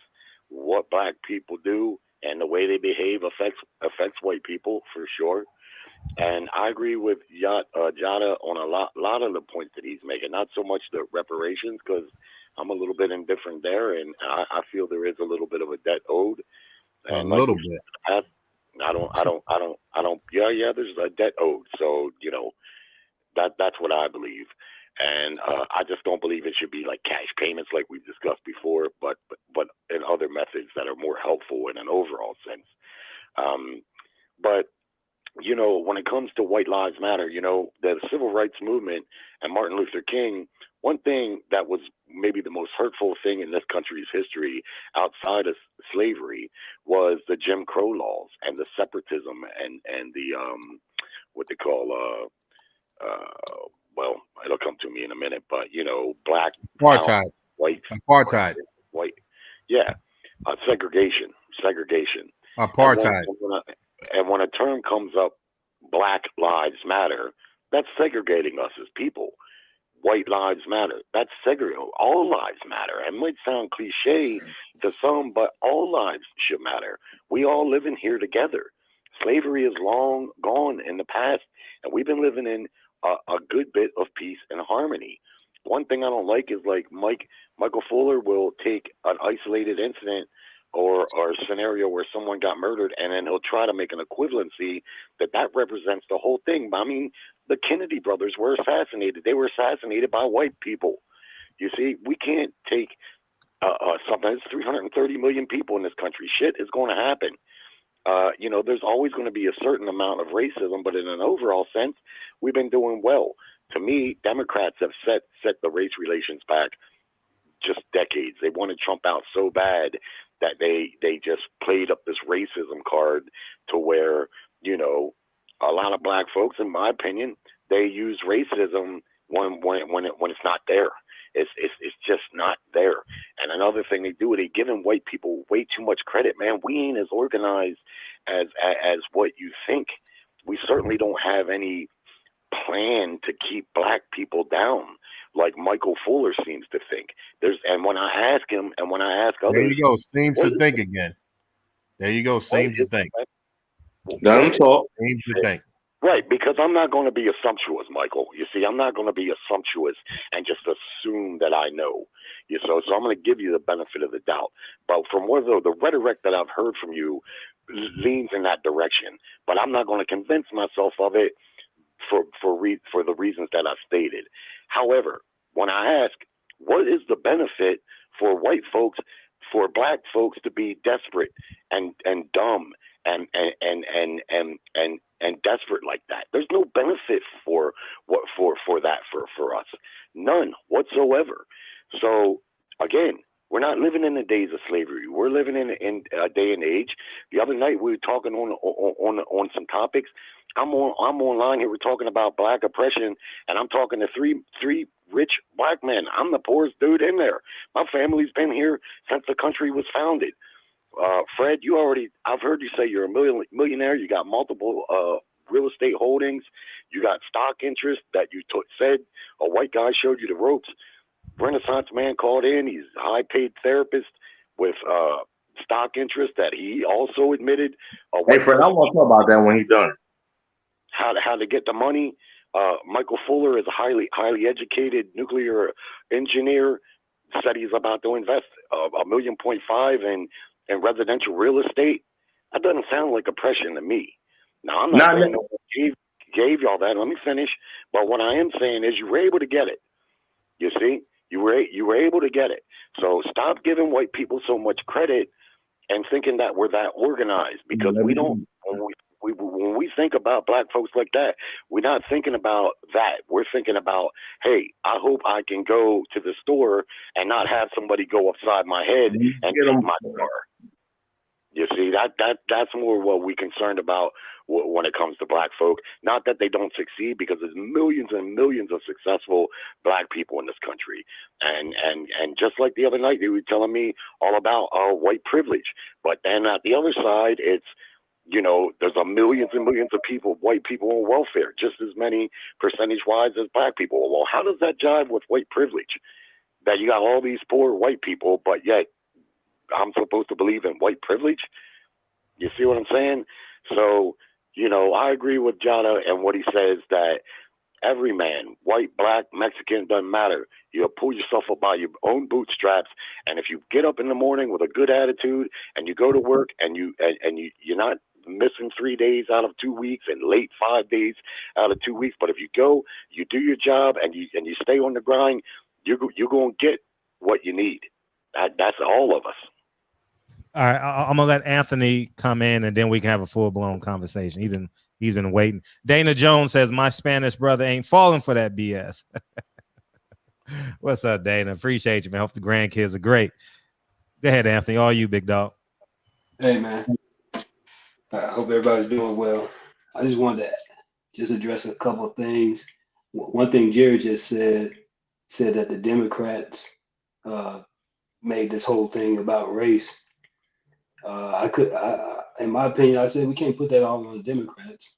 That started with the whole "Make America Great Again," and then, as some people will say, people started coming out of their trailers and casting their votes. Okay, and that's where that whole race ploy started right there. That's making America great again. But to the new guy on the forum, he said that blacks don't deserve reparations. So I'd like for him to answer that question as to why blacks don't deserve reparations, and to address, if the blacks don't deserve it, why do the so-called American Indians deserve it, and why do other foreigners get paid to come into America and they get money to start businesses? They don't have to pay taxes on their businesses for 6 years, and then they play that out to never ever pay taxes, because they sell it off to a cousin when they bring them over, and then that cousin sells it off to another because they never pay taxes. So how do all those people deserve special treatment, but the blacks in that were brought over here through as slaves don't deserve anything, and we helped build the nation, or our descendants helped build the nation, and we didn't get a fair start when they gave us what they were supposed to give us, this 40 acres and a mule, and then they came back and took the land and cheated them out of it. So explain that.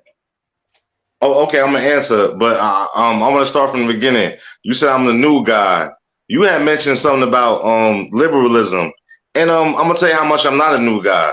Fred had played, this was a few episodes ago, a Malcolm X talking about liberals and liberalism, you know what I'm saying, which I listened to, and it's a very famous clip, you know what I'm saying, so y'all can go back and listen to that, you know, the wolves and all of that.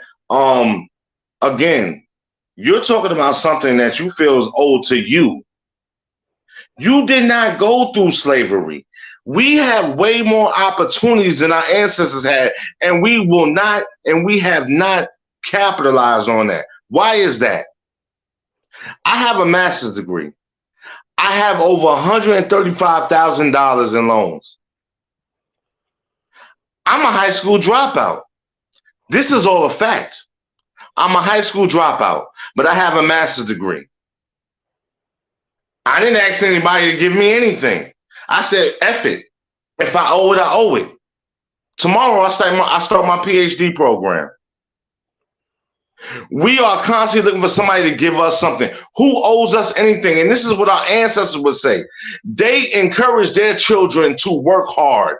My grandmother had a 3rd grade education, but however, she made her way to New York City, where I'm from and my mother's from, and she started 2 restaurants. And she never worked for anybody.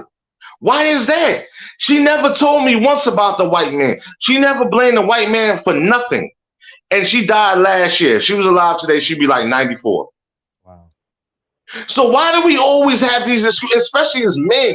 I have a problem with men doing this. Women and children can make excuses. Men can't. What are all these excuses for? We have everything that our parents never had, and our great-grandparents and grandparents. When my mother grew up in the 70s and my dad in the 60s and the 70s, yo, to get a college degree was like $5,000 for undergraduate. Today is 5 times that. But it doesn't matter because you people don't want to go to school anyway. You don't value education. Most of us push our children into entertainment. That's the main thing for black people, is being an entertainer for the white man. That same white man you talk about. Basketball, football, rapper. Nobody wants to. Who talks about being a scientist or a lawyer or a chemical engineer? Nobody talk. So what would you do with the reparations if you would do nothing with them? You don't have a value system. You don't value. This is the thing that you get wrong about white people. You don't understand white people. You niggas get on here and you talk about white people, but you've never been among them. You don't understand them. This is why you're at a disadvantage. You don't know them. You come across them in your life sparingly. You don't know them. Don't you know those are the people that get you most of your opportunities? Why do you think Kanye rides with them? They the ones that put him up there, not you niggas. You can't do anything. You don't have the power or the influence or the motivation. The Jay-Z's of the world, all of the people that have anything, that's where it comes from. Those are their friends. You're not their friends. You people from the block, they don't associate with you. You come around when they want to take pictures and do stuff like that, and they go back to the projects. Y'all don't know white people, but you act like you do. You're talking off cuff. You don't know them personally. You're intimidated by them. I'm not. I grew up amongst them. That's not even the question, bro. You just. I answered your question. Hey, but how the hell do you think? Hold on. But how the hell are you speaking for everybody on this goddamn panel, bro? You don't know shit about us, bro. You know where the fuck we live, bro. Here we go. Go ahead. So that doesn't even that's you didn't answer the question unless your answer is that your reparations came because you were able to go to college and because you have a master's degree. What I'm saying is that American Indians are getting reparations right now. When they graduate from high school, if they're a Cherokee Indian, they get a car and they get $25,000 from the Cherokee casino.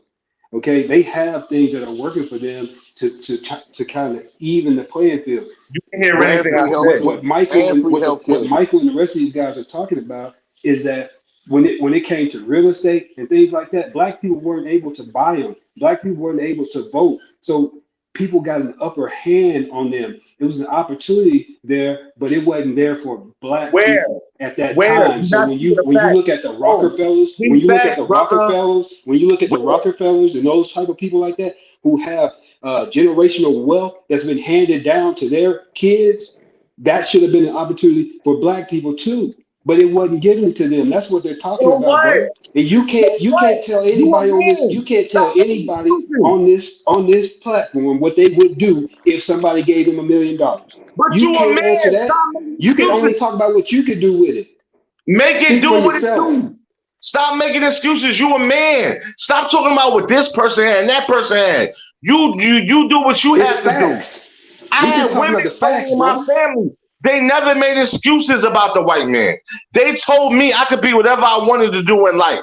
And that's what I did. You ain't heard one excuse come out my mouth. What are you just heard about? Facts. You're making all the excuses. And if you listen to the replay, you sound like nothing but excuses because you're not giving any answers. You're not saying, well, I did this or this person. You talking about, well, this other race had this. I don't have to go here to tell you what I did.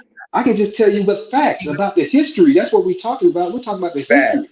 Okay. I hate that word now because niggas use that word like, you know what I'm saying, interchangeably. Facts. They don't even know what. Take facts out and just put history there. Okay, I'm gonna tell you this. Okay, I'm gonna tell you this. The facts is this. The facts is this. You're on your own.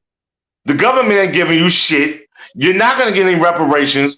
Get your ass up and do for yourself, and you teach your family that, and you teach your neighbors. I know that. You ain't telling me something I don't know. I'm 49 years old, dude. You ain't telling me something I don't know. And you 8 years older than me. Family. I have kids. They all grown. Age has nothing to do with maturity or wisdom. You just want to ignore the history. You'll remember that. You just want to ignore the history. Not mean wisdom or maturity, especially with black men. Black men are the slowest to get mature. They can be 50 years old and they still think they 20. Black men are the slowest to get mature. You know what I'm saying? Go to any cookout. They'll talk about sports, women, and cars. They don't really want to have no conversation about nothing else. You know what I'm saying? Let's just be honest, bro. Everybody's brothers on here. You can call me. Nigga, I don't know what you're saying. Well, you calling me nigga, so I already know you don't know what I'm talking about. Calling me nigga. Birdman, what's up? Hey, what's up, Fred, and everybody on the panel? Got to bring you back.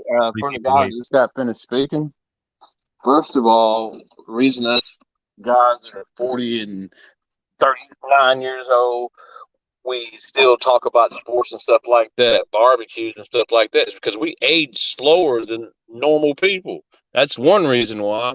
And second reason why, you say we don't know white people. All right, my foster parents are white, right? I grew up on a farm. My foster parents didn't. I never saw my foster parents talk to any black people at football games or going to events and stuff like that. You know why? Because they were scared. When we go to when we're driving out on the highway, you know where they stop at? They stop way behind in front of the daggum red light because they're scared maybe that person sitting in the car to their left or to their right might be a black person, just because. I don't know why they feared like that. And then you said I think Jerry said something about that most white people want to go to the store without getting beat up. Don't put that stereotype on us, man. And I mean, white people need to learn how to talk to black people just like we need to learn how to talk to them. I think Michael Fuller said it best when he said that everybody needs to be respectful to everyone, because honestly, my father's white, and I get nervous when he goes into the city here in the hood or he's somewhere in a sketchy area, that somebody might see him as a quick lick, you know, especially when he's driving one of my cars. So I can get what Jory's saying, but then I see the flip side, because when I was living in Texas with him, that shit was weird. When you see a white man that looked just like Stone Cold Steve Austin pulling up with a white girl and a black kid in the back in the early 90s, that shit was weird. Hey, that was me all during high school. But I And also that shit was scary too. The messages that jumped me, the white boys that I jumped didn't me, I even. don't know. Well, I'm in Bama. Go ahead. What I'm saying is, I say that to say to Ja, nobody's scared to speak to him. But I also think that, you know, him being from New York, they just loud and they speak just in general tones. They just talk in a broad stroke. And you know, you got to take a little bit of what they say with a grain of salt, because they just talk sometimes. But as far as getting off your ass, John, if you watch this, I know you watch this because you try to say, you know, I'm assuming you watch this, but I know that everybody that's on this panel has always preached, stand the fuck up and get on your own too. I've seen every single person on this panel say, hey, you need to do for yourself first. True. And you don't have a choice, man. And you just sound ignorant, man. And I also like to say, too, you say black people didn't put Kanye where he is. I'm going to tell you something. Black people set the trends for anything that's in style right now. So, listen, if black folks didn't like those ugly-ass shoes Kanye wears, I bet you nobody would be buying them. I'm talking about spending money. I'm talking about real power and influence. You don't understand real money and real influence. Well, I'm just saying, you don't understand. He didn't have the people that were going to patronize him. The white people wouldn't give him any power. It's not black ignorant, man. Past that. Yo, how long you think Kanye been around? What you think he been around 2 years? This man's been around almost 20 years. And every step of the way, he started out as a low-budget producer for Jay-Z. Who gave him the start? But you're forgetting the fact that every single way, everywhere that Kanye went, black folks weren't even dealing with him like that. Then we started listening to his music and started dealing with it. Everybody was catching on. He wouldn't be hot if it wasn't for us. The thing is, he doesn't care if you don't catch on. He's a part of a group that you will never be a part of. I'm not trying to be a part of that group. Because you're intimidated by them. And he's not. So when he's talking about, he's talking about the star groups. He's talking about the Petersons. He's talking about the Rothschilds. He's talking about no, nobody talking about no Rothschilds. Stop reaching, man. Now you're going too far. Get out the Illuminati stuff, bro. It's 2022. We don't talk about that shit no more. Get out of here, man. Get out of here with that Rothschild and all that, bro. I met him, and these people that really can travel the that world. That don't read. Y'all just be on YouTube all day, man. Is anybody employed besides me? What I just said. Stay on people that can travel this world just on their name alone, right? So that's a different type of money. And I was saying that to agree with you that Kanye he has money, but when it comes to those certain areas, there's a different type of money. I've been in those rooms when I seen them kissing everybody's ass, and I'm like, yo, how the hell everybody wanted this dude? But these people came up with private security, private details. You haven't been in those rooms. Stop tapping. And how the hell are they sitting there? You've been in an interrogation room on the first 48. You ain't been in those rooms, bro. Hey, let me bring in dog money. Let me bring in dog money. Bring the dog money, man. Let this bitch nigga shut the fuck up. Dog money, and then let me get Avery Adams in. Make America Great Again is where it started. Please stop reaching. You got this is sad. I feel bad for you, brother. You're the problem. Dog money, what's up? I got you next, L.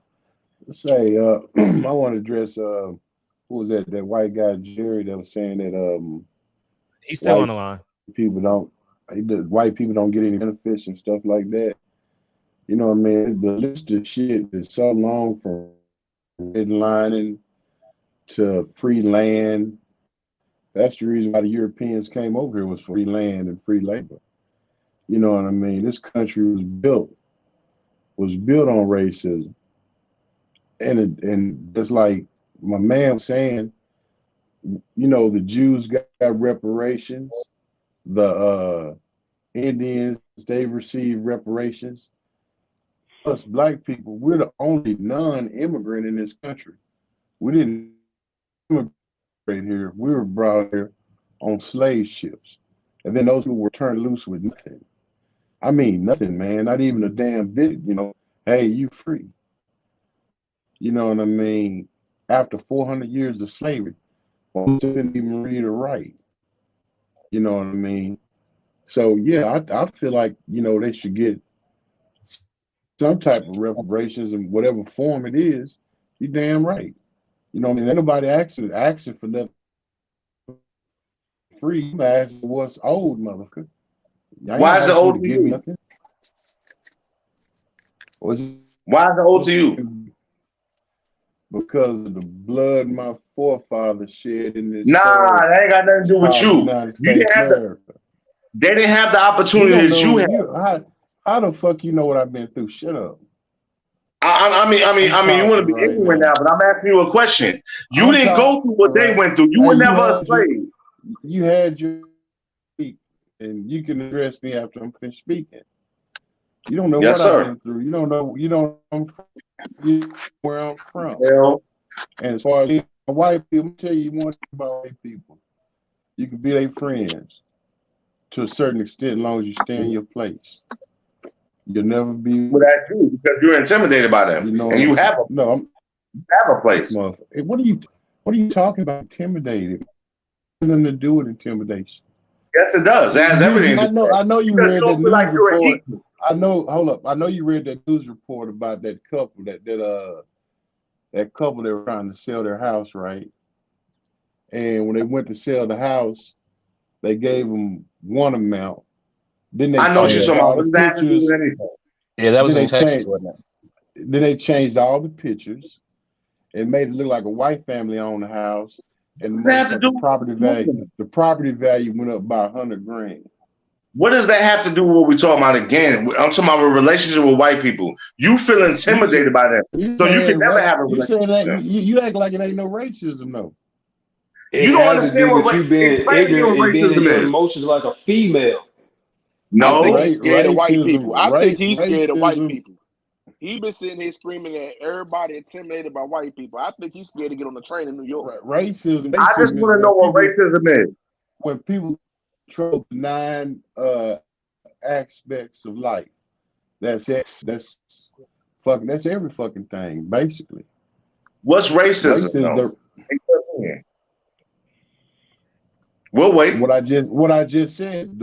When somebody controls all aspects of your life, that is racism. Somebody that can control your life. Okay, so good. So now we need another aspect. So basically what you're telling me is the white man is your God. He controls your life? Because that's the only thing that if I believe in a higher power, it can only be God. So the white man is your God then. He controls everything. Everything that you do in your existence is controlled by this white man. He's your God then. So hey, go ahead and say quick question. So how you move forward, John? You got all of everybody right here. We got all this information and knowledge. How do we move forward? You lead. You tell me, and I'm a follow. You tell me, how do we get to the next step? First of all, how we get to the next step is with education. And it's with enlightenment. What type of education? Hold on. Let me finish. What type of education? Okay, hold on. Let me finish. What classes am I taking? Hold on. Let me finish. Okay, hold on. Let me finish. Because you're trying to make me look foolish, but you're not gonna. You're not gonna succeed. Yeah, but you're not gonna succeed. Hey, let him get off, and then we'll bring Ellen. All right, bro. Hey, Fred, I'm gonna finish up real quick. 30 seconds. Yeah. We have none but men on here. We got to take back our sons, man. Who's in these streets? Go ahead, Fred. L gone now. Damn. Education. You've been going back and forth. I want to know how the hell we move forward.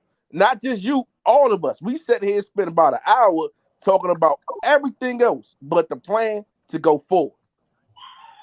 You have to get educated, brother. You have to get enlightened. Man, education is a broad stroke. Teach me.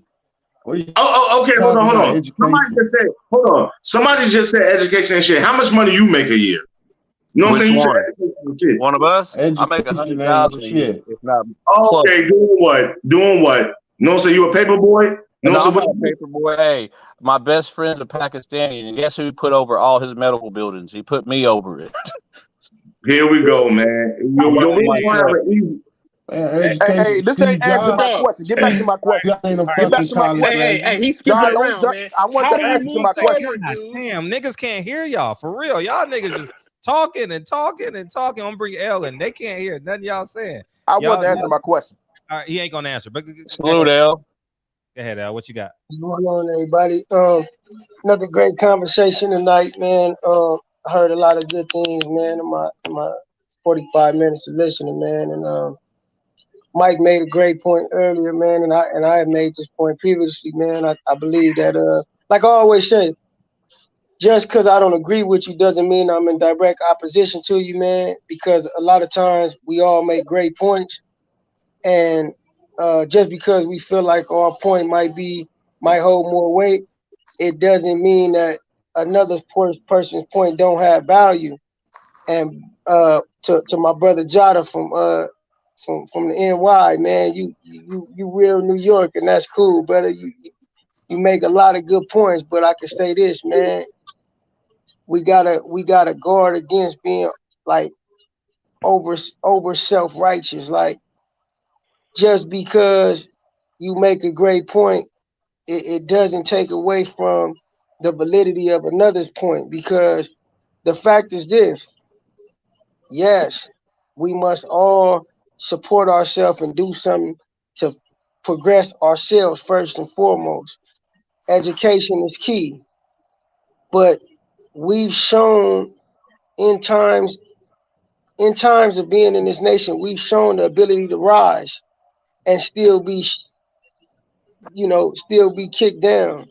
Like, it's a fact, man. There's a class system that's based and predicated upon race and economics.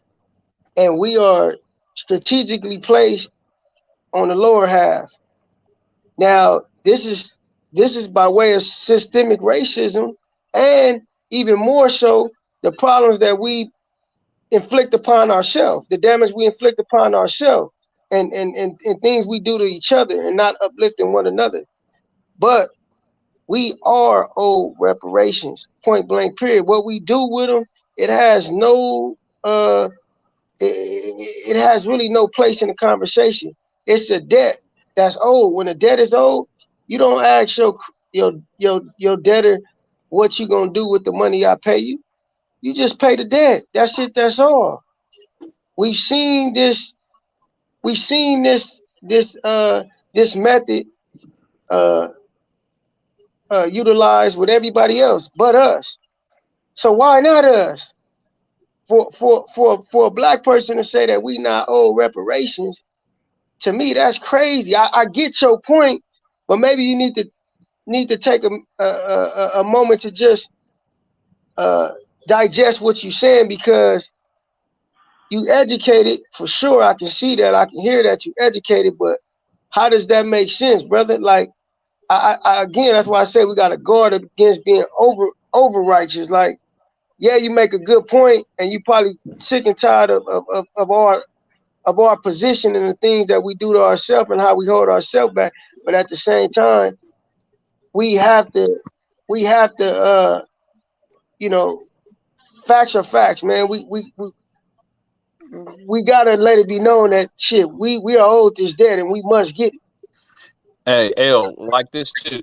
Like, you could be working and be black and still want reparations, because if we get that little bit of reparations, it could help us improve our lifestyle even that much more. We can start business stuff like that. How? It hasn't helped you get the point. Common sense is free, brother. Common sense is It free. hasn't helped you This get man the is an point. educated. Yo, everybody argues about gentrification. Do you really understand what gentrification is? Hey, I bet you No, soon. man. Yeah, I know what gentrification is, because the What is project I grew up in. He the You only one that gotta let knows. him respond. God damn. Guys, you gotta let him respond. You gotta let him respond to y'all. Go ahead. Guess who's in those same apartments I grew up in now? That when I was growing up, it was nothing but black before I got adopted. Guess who's living in there now and living in a nicer one than what I lived in? And on the other one that you said something earlier. By the way, Lost my train of thought. I bet the same people that's against reparations, the certain black people that's against reparations, gonna be the same people in line for it if they were to ever give it out. Damn right. Jerry's been waiting. Jerry, you got anything you want to add on this?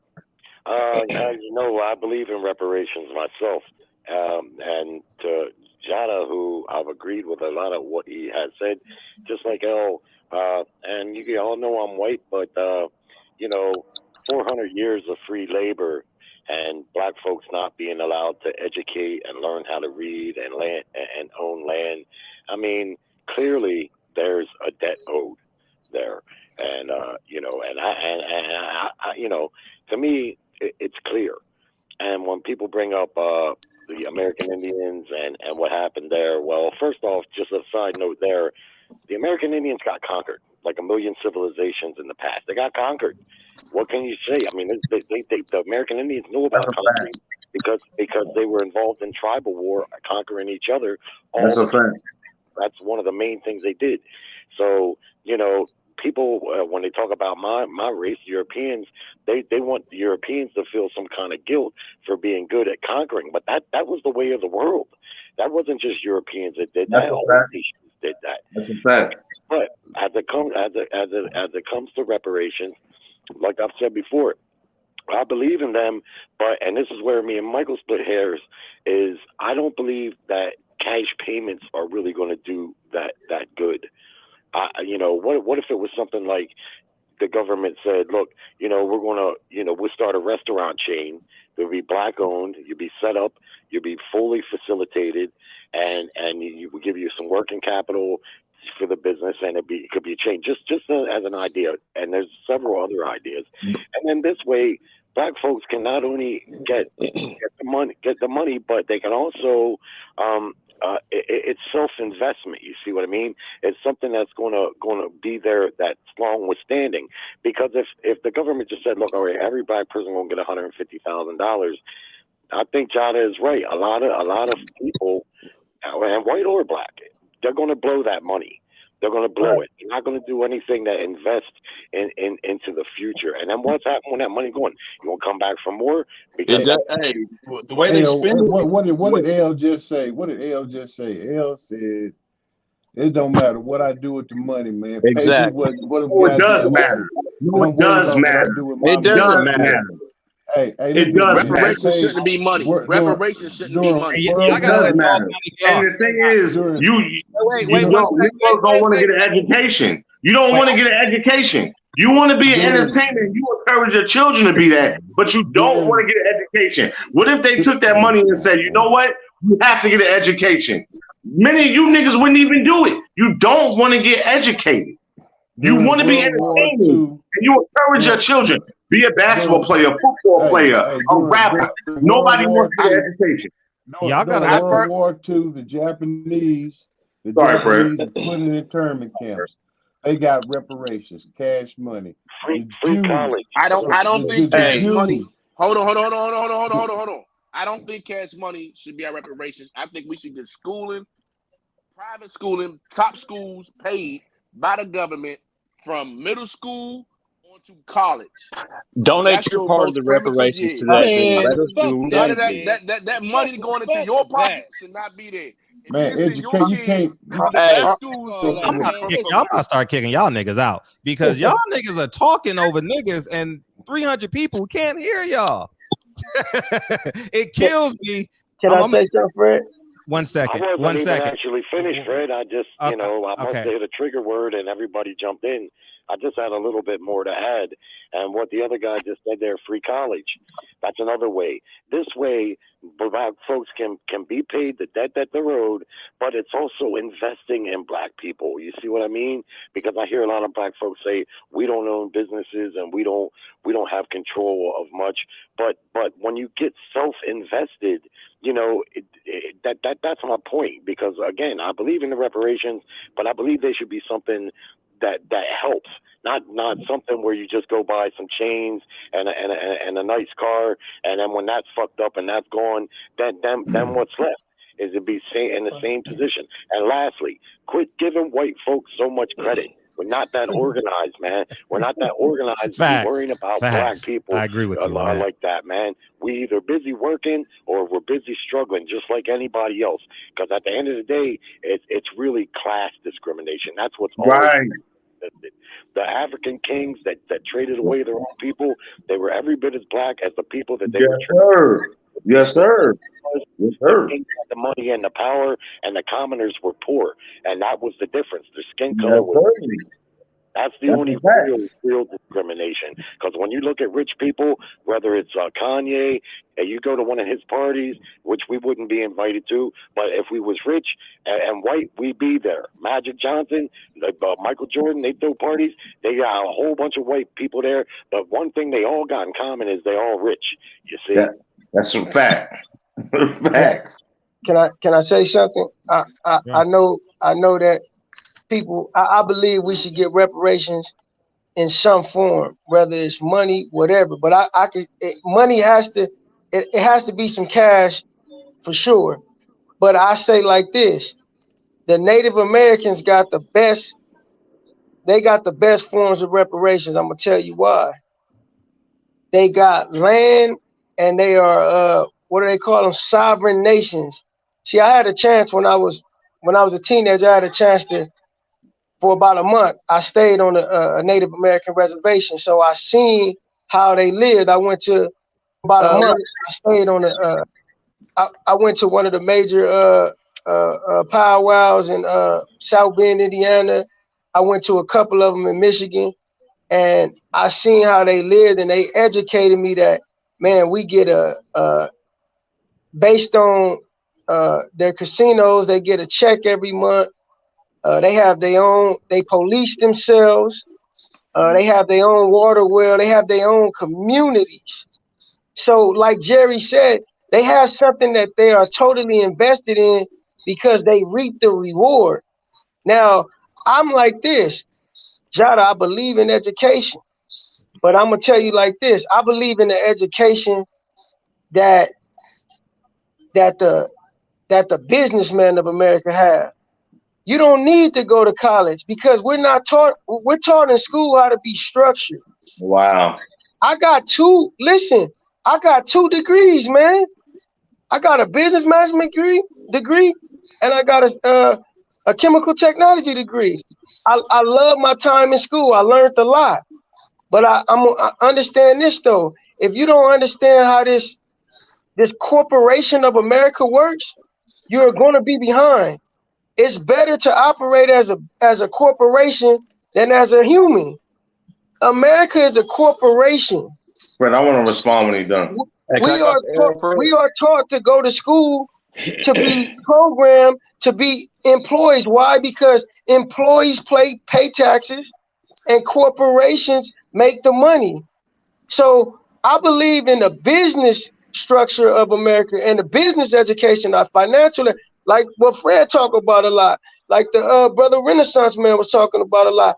Man, I was ignorant to this shit. Had I invested myself into this when I was younger and understood that, man, it's easier to make a slow $1,000 than a quick 100,000, man, because you value the money, you understand how to grow it, and you understand that you have to play this game. It ain't no other way. You have, look, just like Jay-Z said, he said, how the Jews get rich? Credit. That's how they did it. You have to, you gotta have that. You have to operate within this structured society. You have to operate within this structural corporation of America. There is no other way. So if we gonna get reparations, man, give us that. And if you want to give us the education, educate us. Tell us like Renaissance man said the other day. He said a white dude told him, he said, I'm gonna tell you a secret that me and my family been in a long time. Lord. Listen, they got all the financial secrets, and it's not a big it's not like something grand. It's very simple, but it's just hidden information. It's information that we ignorant to. We're ignorant to that information. Just like the white people I've known that showed me how to make money. They always told me, look, I'm gonna share something with you. And it'd be valuable. It'd be like, damn, this is how you making it. We ignorant to that. So if you're gonna educate me Educate me how your financial system works.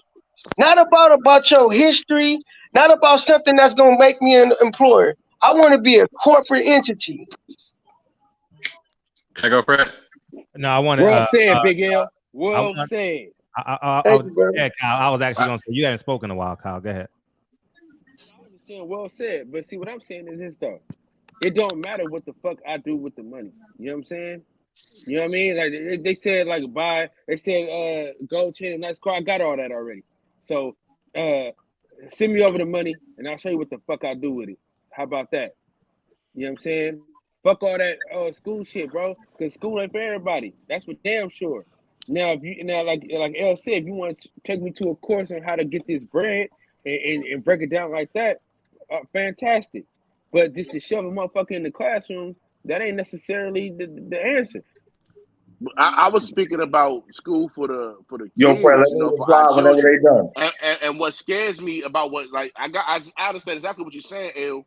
But what scares me about the whole situation there is that that only happened for the civilized tribes.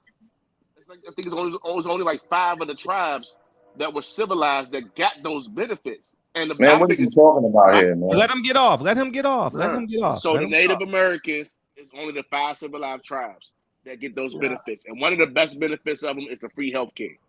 They get free healthcare. They on some type of what is it? Scroll? I don't know if I'm saying it right. Scroll or roll, something like that, where you have to the lineage is passed down and it's written down, and you're on that, and then you're part of the 5 tribes and the civilized tribes, and then you get the free healthcare, you get the benefits and all that stuff. No, that's not true, brother. Here, let me champion Hart, and then let me go, Fred. Yeah, for sure. No, Jada can respond. Then we'll come to you. All right. It kills me how Black people have been conditioned to speak out against reparations for their own people when every group has received reparations. Go ahead. Yeah, Jada. All right. Yo, to the young man, you know what I'm saying, speaking, when he said education isn't this and that, you know what I'm saying? That's because that's what you've been taught. You know what I'm saying? Because everything is about entertainment with y'all. Everything is about entertainment, or you feel you can be a businessman. You're not smart enough to be a businessman, but in your mind, you're saying, oh, Jay-Z did it, this person. These people are special people. A lot of y'all are not built from that cloth. They're disciplined people. Bro, stop. Hold on. I got the floor. A lot of y'all are not built from that. But you know what I'm saying? But this is all because you want to bypass school. Y'all don't want no education.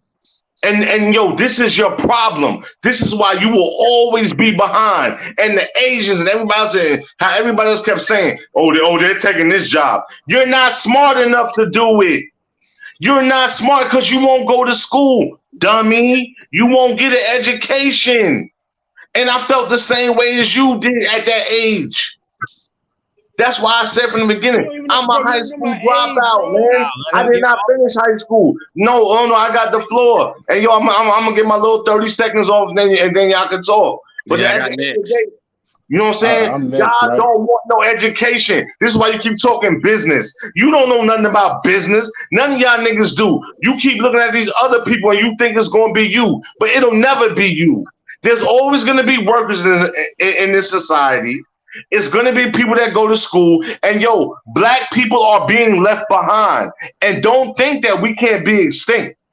That happens to all societies. You don't know history. All y'all keep quoting history and this and that. You don't know history like you think you know history.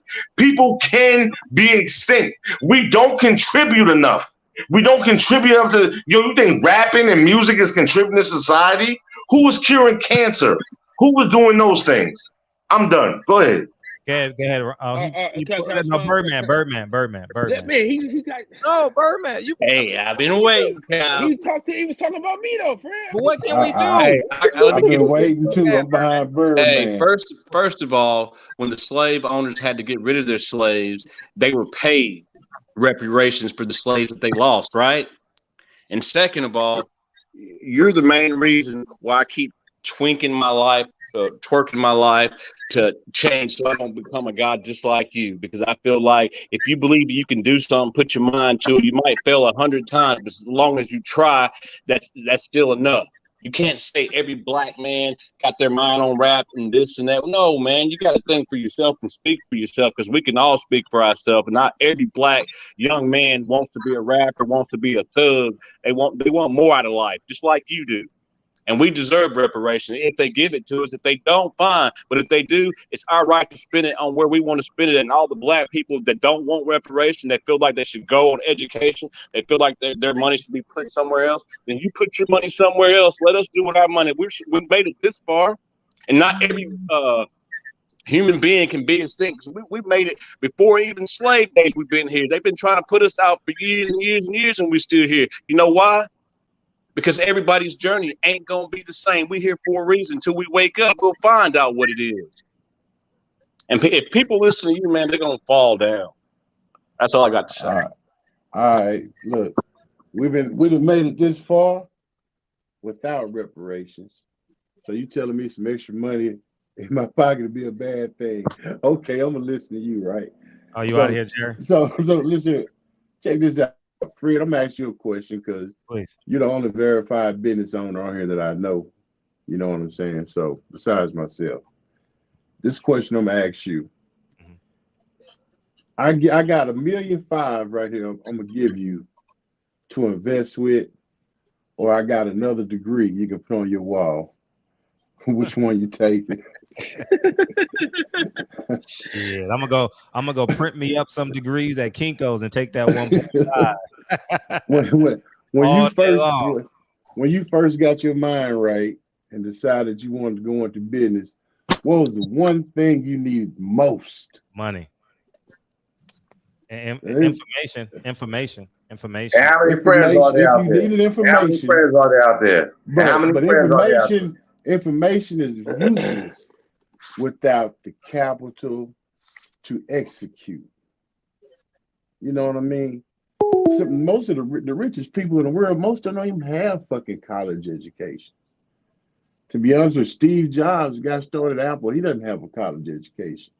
So that's why education is important. Don't get me wrong, education is important, but it ain't the end all, beat all. For everybody. School ain't for everybody. But you're special. That's not for everybody. Fred is special. That's not for everybody. That's a bad, you know what I'm saying, message to send. I'm not college educated. I'm talking to you on my porch right now. I can turn my camera on. I can show you nice ass truck, nice ass cars. I'm sitting in front of a house. I mean, what? I don't have a college education. And then we'll go back to Kyle. You can't spend that shit. You know what I mean? Then you begging for a job with somebody else. That's a bad message sending young people, man. What you gonna do with your education? You hoping that you getting educated to get a job, right? I want some money so I can goddamn make an investment. That's not what education is about. And obviously you've never been educated, so you don't know that. That's not what education is about. Listen, every time somebody gets a bunch of degrees, they spill that same line of bullshit. Okay, so let me ask you a question. When you get sick, who do you go to see? I'm gonna let you speak. People with degrees are some of the hungriest damn people you ever want to meet. They goddamn got all the education in the world. They know every goddamn thing, but the majority of them don't want to get off their ass and scrap for it. They don't want to pull it out the mud. You understand what I'm saying? They think that the book is going to come. They're going to read some magic shit in the book that's going to come put some dollars in their pocket. But it ain't. You know what I mean? Education has its place. True. But it ain't the end all beat all. My goddamn granddaddy, he didn't fucking make it through the 3rd grade. And when he died, he was a goddamn left his kids over $500,000. This motherfucker worked on the railroad, buddy. Walked to work with holes in his shoes. Don't tell me about what you know what I mean. So here's Jada. Let me get L get off. Go ahead, L, and then we'll come back to Kyle. I'll let Kyle, because I go right after Kyle, because Kyle, thanks, Fred. I know Kyle been waiting, man. Yeah, Kyle ready to bite. Get him, Kyle. Go ahead, Kyle. But this is the thing about this dude, man. Like when I come somewhere, dog, I don't just act like I know who people are, bro. You know what I'm saying? I don't just assume that this is who I'm talking to or that's who I'm talking to, bro. Let me tell you something, big guy. My brother, he got a fucking master's degree, and I make way more money than him. The only thing that's saving him is he married to a fucking doctor. That's it. But I make way more money than him, bro. Way more. He got all the schooling in the world. I make way more money than him. Most of the people that I know, I make more money than them, bro. I make over 100,000 a year. So I don't know where you come with this bullshit. All right, but you need to learn some folks. You need to stay around a little bit longer before you speak on a pimp, a player. You know what I'm saying? You can learn something. You know what I'm saying? How about a father? Fred, husband? Hey, he had a nigga moment. Hey, Kyle deserve a nigga moment every now and again. Right now. This cool Kyle right now. God damn it, this cool Kyle right now, Fred. Shit. You know what I'm saying? Let me tell you something about Kyle Davis real quick, man. Let me educate you real quick on Kyle Davis. All right. Kyle Davis in this badass economy is able to take care of 4 kids, a wife, and a mother-in-law. You understand what I'm saying? The mother-in-law? In this badass economy, I'm able to fly wherever the fuck I want. In this badass economy, I'm able to buy whatever the fuck I want. You know what I'm saying? I know, Fred, I know you don't like the chain, Fred. I know you don't like the goddamn chain, but I could buy that motherfucker. So what I'm saying is this, bro. So what I'm saying is this. If they give me a extra little push, a little push start, you know what I'm saying? I can invest into some more shit. But what I'm saying is, education is cool, but I've been more educated by the man to the left of me, Frederick S. Hawthorne. You know what I'm saying? I've been more educated by him than any book, any school I've ever been to. So when you say education is cool. It's all fine and dandy, but the person I learned most from him, and he make way more money than any teacher I ever had. You keep talking about money, but you don't know anything. You keep talking about money, but you don't know anything. You know what I'm saying? You're not speaking for yourself. What don't I know? That's what makes the world go round, bro. In your world, but that's not the white man's world. This is why you'll never succeed. I don't give a fuck about the white man's world. That's what I'm trying to tell you, bro. You live in his world. You should care about it. This is why you'll never succeed. You're not intelligent. And go get it. You know, you're not intelligent. You don't make any money. You don't have any money. No, sir, but you're saying about a little bit of money. Because guess what? Guess what? And this is for everybody on here. It's for everybody on here. If you can't go to sleep right now and your money ain't counting for you, you don't have money. We don't care about your point. He count our pockets. We don't care about your point. Killing cow. No, it hurts. No, it hurts. It hurts. I know it hurts. No, it hurts, and I know it hurts. It should hurt. Hey, Max. This is the funny thing about these people that think they know you. They don't know shit. You know what I'm saying? How would I know you? My old coach used to tell me, you don't know shit. Go sit your ass. How would I know you? I don't know you from a can of paint, but you sound very ignorant. You have no sense of intelligence. Everything you say is off money. You keep saying money, but you're not. You have no education. You don't know anything about anything. The world is about money. The world is take your education. I'll take that money. Fuck is you talking about, brother? Of course you take the money because you don't know any better. Have the degrees. I'm taking the money. You don't know any better. And listen, the world is controlled by politics, not money. It's politics. Fuck your politics. Okay. If I can take care of my family and the generation after me, who gives a fuck about how you take care of your family, but you can't even control the politics in your own neighborhood. You don't even know what's going on. What I just say, man? What did I just tell you? I just told you. I got 4 kids and take care of my mom and my wife in this badass economy, bro. I take my kids to school every day. I talk to their teachers every single day. Why is the economy bad? Oh shit, bro. Why is the economy bad? He keep moving the goalposts. It's bad. It's bad. And I'm getting off my ass to go get it. Don't matter why is it bad. It's you don't even know. Off my ass to go get it. What about the politicians? It's about. You keep Bro, fuck your politicians. Get off your ass and go get it. That's what I'm doing. That doesn't make sense, bro. That doesn't make sense. And I know you a young brother, man. The So I'm gonna cut politics you don't back. concern me, bro. As You know long what I'm as saying? Politics don't concern as you. long as I'm That's the working problem hard, with us now. That's why we don't control anything in our community. Because politics don't control us. No, so we don't care nothing about politics. If I may interject, the problem with us now is this shit here. Wait, Max, we gotta let L get off, and then we'll come to you, Max. Go ahead, L. I was, Max was getting somewhere where I was gonna get to, man. And this is the sad part right here.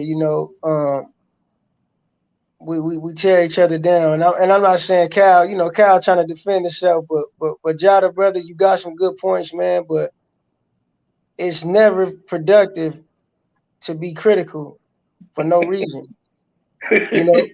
You being critical for really no reason, and it's not wise to underestimate a person based on their education or how much money they got, man. I've learned a lot in this life, man. I'm 34. I'm quite sure you older than me, man. And I'm telling you, brother, I am telling you, the people that I learned some of the most valuable lessons from are people that have been homeless.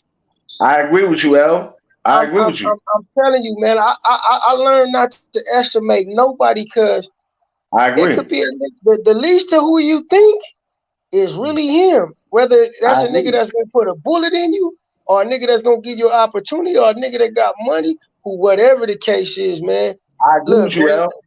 We all valuable, man. We all valuable. What was that guy that was messing with LeBron James' mom, Delonte West? Delonte West, yeah. Yeah, I seen it. But he was under a bridge, man, living out here. Hey, but yo, L. Hey, L, and the other brothers.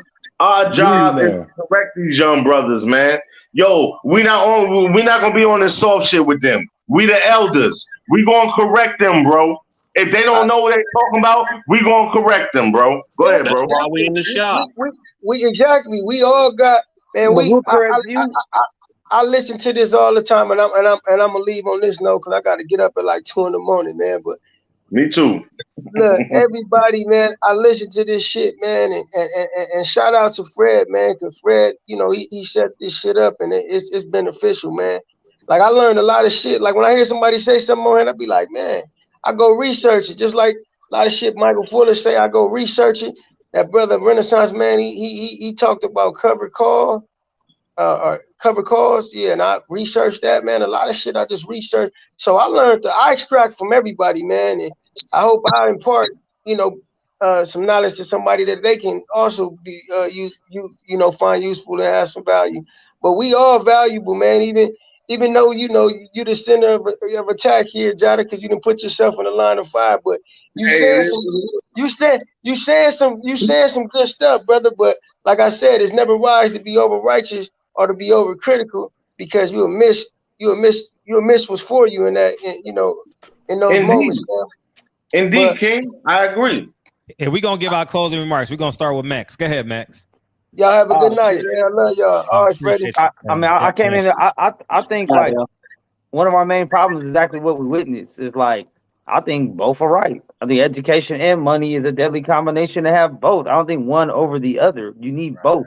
Period. Whether you get your education in school or on the streets, or otherwise you need to be educated. You can't be out here gang goofy, and you need money. You do need money in this world. You can't not have money, or at least a line of credit to someone else's money or some other shit. Money make the world go round. Both are right. So my like, to see two people arguing back and forth when we supposed to be brothers is like, this is why motherfuckers don't get nowhere. It's crab in a barrel. It's the crab in a barrel mentality.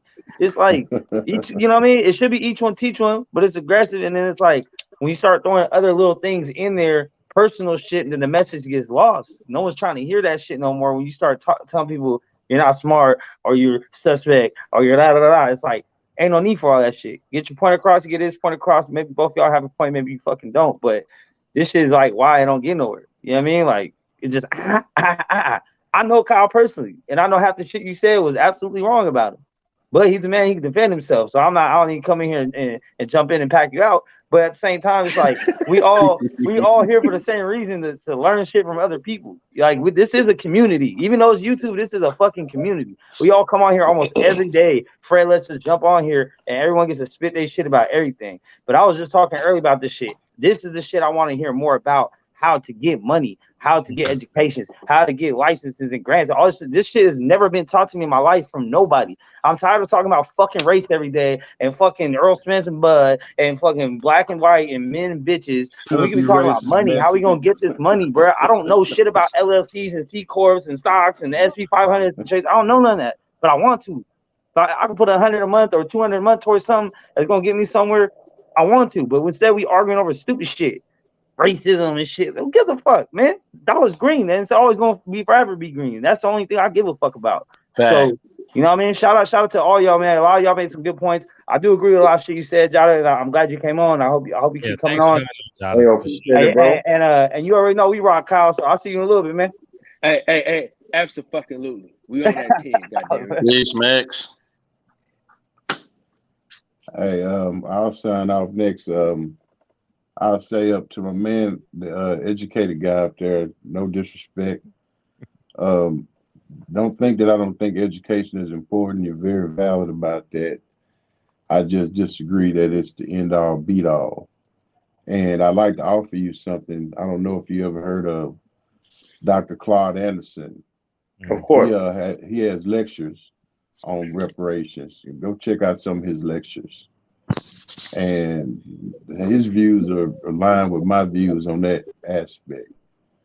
You know, I mean, matter of fact, Fred, that'll be somebody good for you to get in the shop. Try to get Dr. Claude Anderson. That would be great. That would be great. Yeah, that'd be a real good one right there. And that's it, man. Y'all niggas have a good night.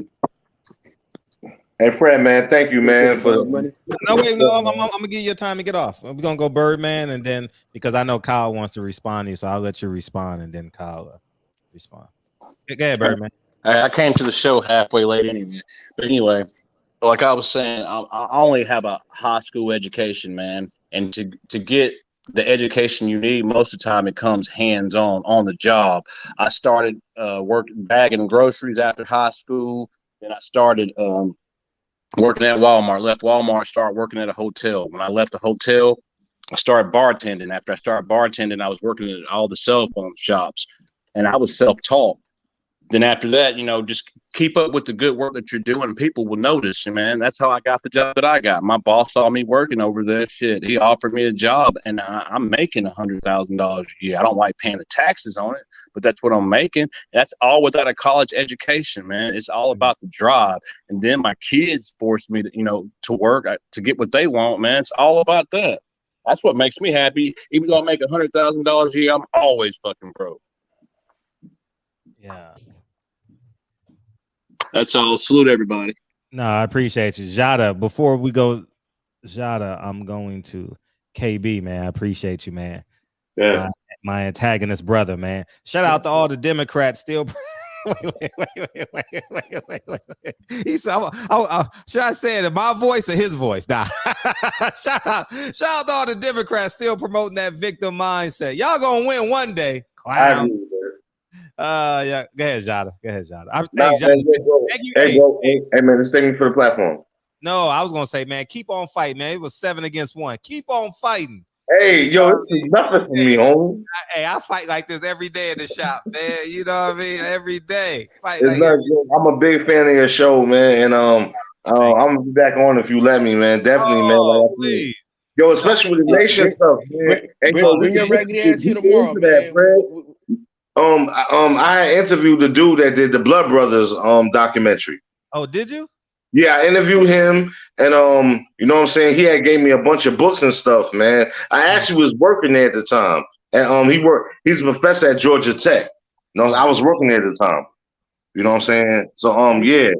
Please offer my contact information or vice versa. I would love to interview him. Yeah, for sure. Yeah, I'm gonna reach out. He's a real cool dude, man. I'll definitely reach out to him and I'll tell him, yeah, he's cool. Yeah, he gave me a bunch of books and you know what I'm saying, about Malcolm and all of that, man. Like mad books. You know what I'm saying? But so I like your research on that, man, because that I had to come full circle with that. Like, no, this is what I'm telling people. I had to come full circle with that. Like, from being a believer to a non-believer. You know what I'm saying? Like, it was crazy. And then when I started watching videos and learning different stuff, I'm talking to other people in the nation or out of the nation, like, oh, nah, that's not true. Whatever. You know what I'm saying? But, yo, keep up that good work, bro. That's all. Thank you for coming, man. No doubt. Yep. And Kyle. No matter how much we disagree, bring your ass here tomorrow, man, so you can learn some more about Sunday. about the Or folks. Sunday. Or Sunday. Oh shit! It's Friday. Boys. Or I mean, you're more than welcome in an hour and 2 minutes, man. He opens up his doors, and I would love. I'm opening up in 2 minutes, man. Oh, you 2 open minutes. up in 2 minutes, Okay, man. 2 minutes. Shout out Okay. to the boxing section. Yeah, the boxing section. He would love to have you over there if you're gonna stay up for a while on the East Coast. Yeah, man. Pull up to the boxing section, man. You ain't doing shit. Oh, no, I gotta go to work, man. I gotta go to plantation in a couple of hours, man. I'm bucking the system right now, V. I gotta be like 4 Bring your hours. educated ass to the boxing section. Shit. Oh, I know about that too. Boxing is my thing too. Now I know about that too. You know what I'm saying? Look at that. We ain't gonna be able to get rid of him then, so that's good. Word. Word is bun. Appreciate you, John. All right, Fred, man. Hey, homie, no doubt, man. Yo, it's all love, bro. You know what I'm saying? Nothing personal, bro. It's all good. Nothing personal, just business. No doubt. Right. All right. Shit, I would have been swinging too if I had 7 motherfuckers on my helmet like that. Shit. What you say? You light skin? What? Bro, I wasn't even on his helmet until he started. It was the y'all shit. Like, wait, hold on, man. I ain't a part of this. Yeah, I mean, he's the only one with that talking point. You know what I mean? Hey, keep it a buck though, Fred. They gave you 1.5 right now. You ain't turning it the fuck down. I don't care about a college degree. No. I said they give you 1.5 right now. You ain't turning it the fuck down. Wait a minute. Who's giving me the 1.5? Talking about the government, whoever the fuck. Oh, sure. I mean, if a drug deal give me 1, I'm not taking it. No, I'm not taking it. I'm not doing 25 to life. No, I'm not doing 25 to life for 1.5 million. I'm not taking that risk. You know what I mean? But yeah, but I'm talking about the government give you reparations, give you 1.5. It ain't no listen. The government give you 1.5 right now, cuz there's no way I still live in California. Oh, where would you go? I'm probably gonna go to Arizona. Go now. Huh? Go now. No, I'm thinking about it, bro. Listen, me and the wife been talking about it a lot, though. We've been talking about it a lot. Get the hell out of California. I tell everybody, leave. Go to these Republican cities, man. I don't give a fuck what y'all say. Go to these small Republican cities. They got their own police. They have their own water. Trust me, it'll be the best decisions you've ever made. We've been thinking about it, though. I own property in Republican. I'm telling y'all can say what you want, do what you want. I'm telling you from my personal experience. I own property in Republican areas, Democrat areas, rich black areas, rich white areas. Police in these Republican cities, 3 minutes. Crime? Man, I don't even know what crime is. In these, I'm telling y'all think I'm crazy. Get away from Pookie and Ray Ray. If you want to live next to a black person, live next to Mrs. Williams, who owns her property. Mr. Jones, who owns his house. You don't want these niggas that don't own nothing and they want to talk about pick their shoulders up. Nah, they're gonna be renting forever. You know what I mean? And that's the reality. Public safety is one of the most important things with your family. You want to be safe. And I encourage everybody, do your research. These small cities that have that's 20 minutes outside of Arizona, that's 20 minutes outside of LA, 30 minutes outside of Boston, Atlanta. I'm telling you, they got their own police department, got their own fire, they got their own water source. It's going to be the best decision you ever made. I'm telling you. That's why black people moved to Hawthorne, and then they fucked up Hawthorne. They went from South Central LA. Then they moved to Hawthorne. They fucked up Hawthorne. Then they moved to Inglewood. They fucked up Inglewood. They moved to San Bernardino. Fucked up San Bernardino, man. It's a poverty mindset. Because I'm talking to mostly black men, I'm being ultra aggressive on the black to get you to have a reaction. But it's just a poor mindset, you know. But if you have an opportunity to leave and buy a house and live happily ever after, I'm telling you to do it. I'm going to Wyoming with my accountability team during spring break. I'm going to buy 200 acres. And we talk about being independent. Shit, I'm going to shoot. I'm going to farm. I'm going to build. I'm getting the fuck out of here. And my life is extravagant. In my house, outside my house, it's pretty common, but I'm telling y'all. I'm not talking. I'm just encouraging y'all. Go where the population is low. I'm telling you, population is low. Stop living in these 3 million people cities, these 4 million people cities, these 1 million.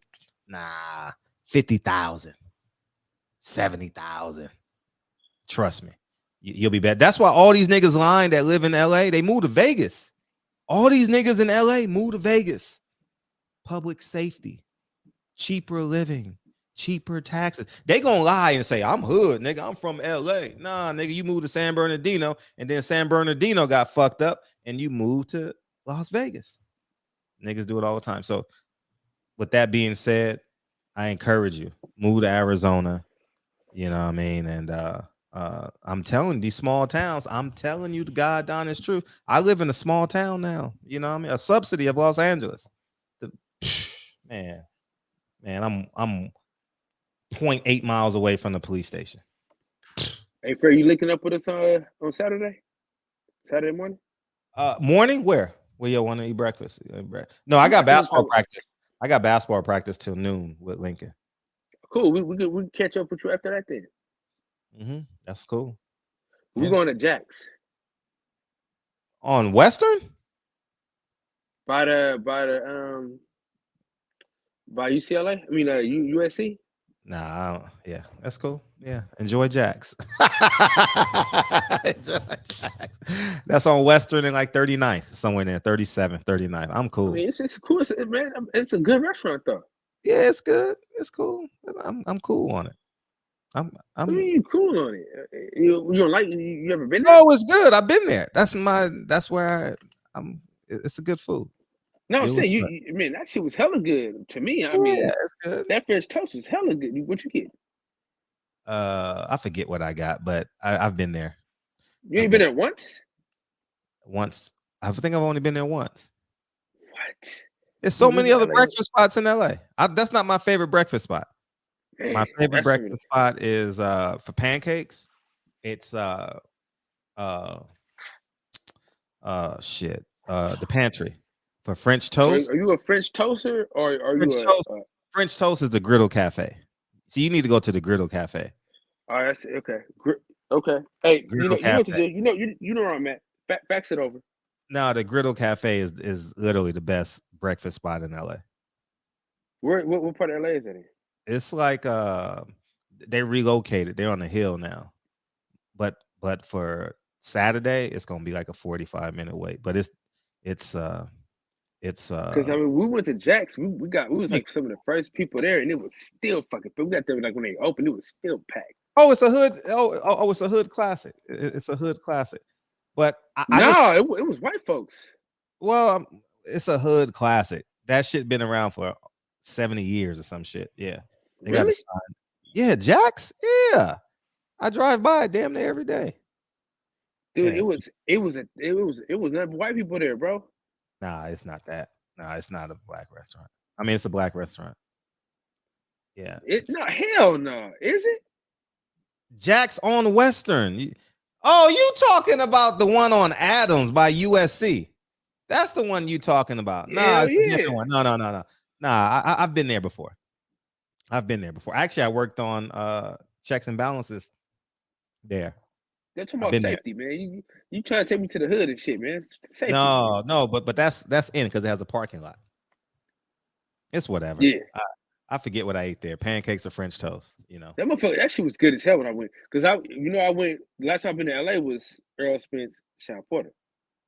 It's right. It's not far from the Staples Center. Yeah, that's where we ate at. That shit was hella good, bro. Yeah. I'm real familiar with that place. I don't go by there often, but I know exactly because Figueroa is a busy street because you got USC connected to downtown LA, so it gets real congested in there with all them lights. But yeah, no, go to the Griddle Cafe. You'll thank me. It has the ambiance is great. It overlooks the whole city. You're up on a mountain, hang out. It's probably cost you $10 more. Parking, if you got a valet parking, it's like $7 or $7. But it's we're gonna add stuff because it's gonna be me, OG Shelton, Fred, Steph. Mm-hmm. I think L-Dub might slide with us, but I'm gonna do my best. A few of us. I'm gonna do my best because I gotta come home. I gotta make sure Dre's not working. I don't know Dre's schedule, so I gotta ask her. But I'm done at 12, and then I'll take a shower, and then I'll see. Yeah, for sure. That's easy. And I'm pretty sure I'll have a Lincoln, so maybe it'll just be Lincoln and I. That's gonna be even better. That's gonna be dope because you know what I'm saying. Yes, I can't go. You know, what I mean that keeps me out of trouble. I got you. Well, me and wifey probably gonna listen. Me and wifey, if I don't go to that Wilder fight, we coming to LA next week anyway, though. Oh, y'all are? Yeah. Wilder. Yeah. It's next week is Wilder. Next week we gotta. That's what I'm saying. So if I don't go to Wilder, I'm coming to you. That's exciting. That's exciting. You're having a fight party, of course. I hope so. Dre moved it to the 22nd, so I don't think I am. You said what? Dre ruined everything. We don't need to talk about this on air. Dre ruined everything. Okay. All right. Yeah. Because it was in conjunction with some family stuff, but she moved it to the 22nd and not the 15th. It's all. So everybody, man, make sure fathers tag us, man. Yeah, tag us, man. Tag us. Y'all fucking up, man. You know what I'm saying? Spending time with your kids. Tag us. Tag us, man. Tag Kyle. Tag me. If you spending time with your son, your daughter, man, we got to change this narrative of minority fathers, man. White fathers. Jerry, tag me on Instagram. We got to make it cool to be fathers again, man. We got to make it cool to be fathers again, man. Yeah, man. At all. Hey, shout out to Mexico because he sent the video. Oh, you want to call in Sunday? We always end up on this topic anyway, so call me now. Yeah, call it Sunday, man. And I appreciate y'all coming through. Thank you, guys. Hey, a fire week. This was a good week. Very good week. Yeah, it was a good week. Oh, man.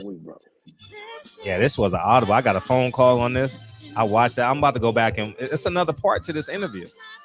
So I'm gonna watch shit, dog. Because he talked about, you wouldn't disagree with it one bit, but you get backlash from you agreeing with Kanye. Hell yeah, I'm agreeing with Kanye. Hell yeah, I don't agree with abortion. Fuck that. You bust a nut in a woman, you had that baby. You know what I mean? Shit. That's how I got my last one. I don't believe in abortion. Shit, I wish I had 5 kids right now. I'll be honest with you. I wish I had 5. Yeah, but, I mean, we did right. We did good. But I wish I had 5. I'll tell you that much. You done? I have no choice. You done? I'm done. No, one more, man. One more. Nah, Dre done. Man, y'all got money, man. Have somebody carry it, man. Y'all be all right. That's the idea. I'll ask her about that. But they would have to live with us. Nah, I don't want no fucking. Man. I don't want no. 2 is good. You get to talk about, once you get to talk about folks moving in and all the shit, man. Yeah, man. She would have to live with us for 9 months. You got 5, man? Yeah, keep me broke. Man, I wish I had 5, dog. I ain't lying to you. The world needs kids with fathers. You know what I mean? The world don't move to the beat of just one. I love seeing y'all with y'all kids, man. I ain't even lying. I swear to God, I'll be on Instagram rewatching y'all stories and shit. I ain't lying. That's the coolest thing ever.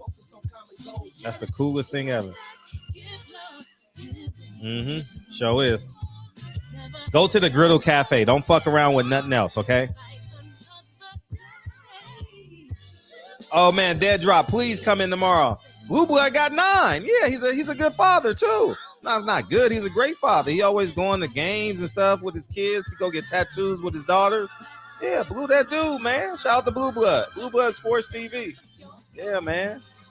He married, kids. Man, we got to make this shit cool again, man. We got to make it cool again, man. I'm old now, so I understand the importance of family. Even though I've only had it one way. You know what I mean? Love y'all, man. You got your grandson tomorrow. Tag me, man. Tag. You not on IG? Damn. Tag us, man. Tag me, man. We need more tags. We need more tags. Holla, y'all.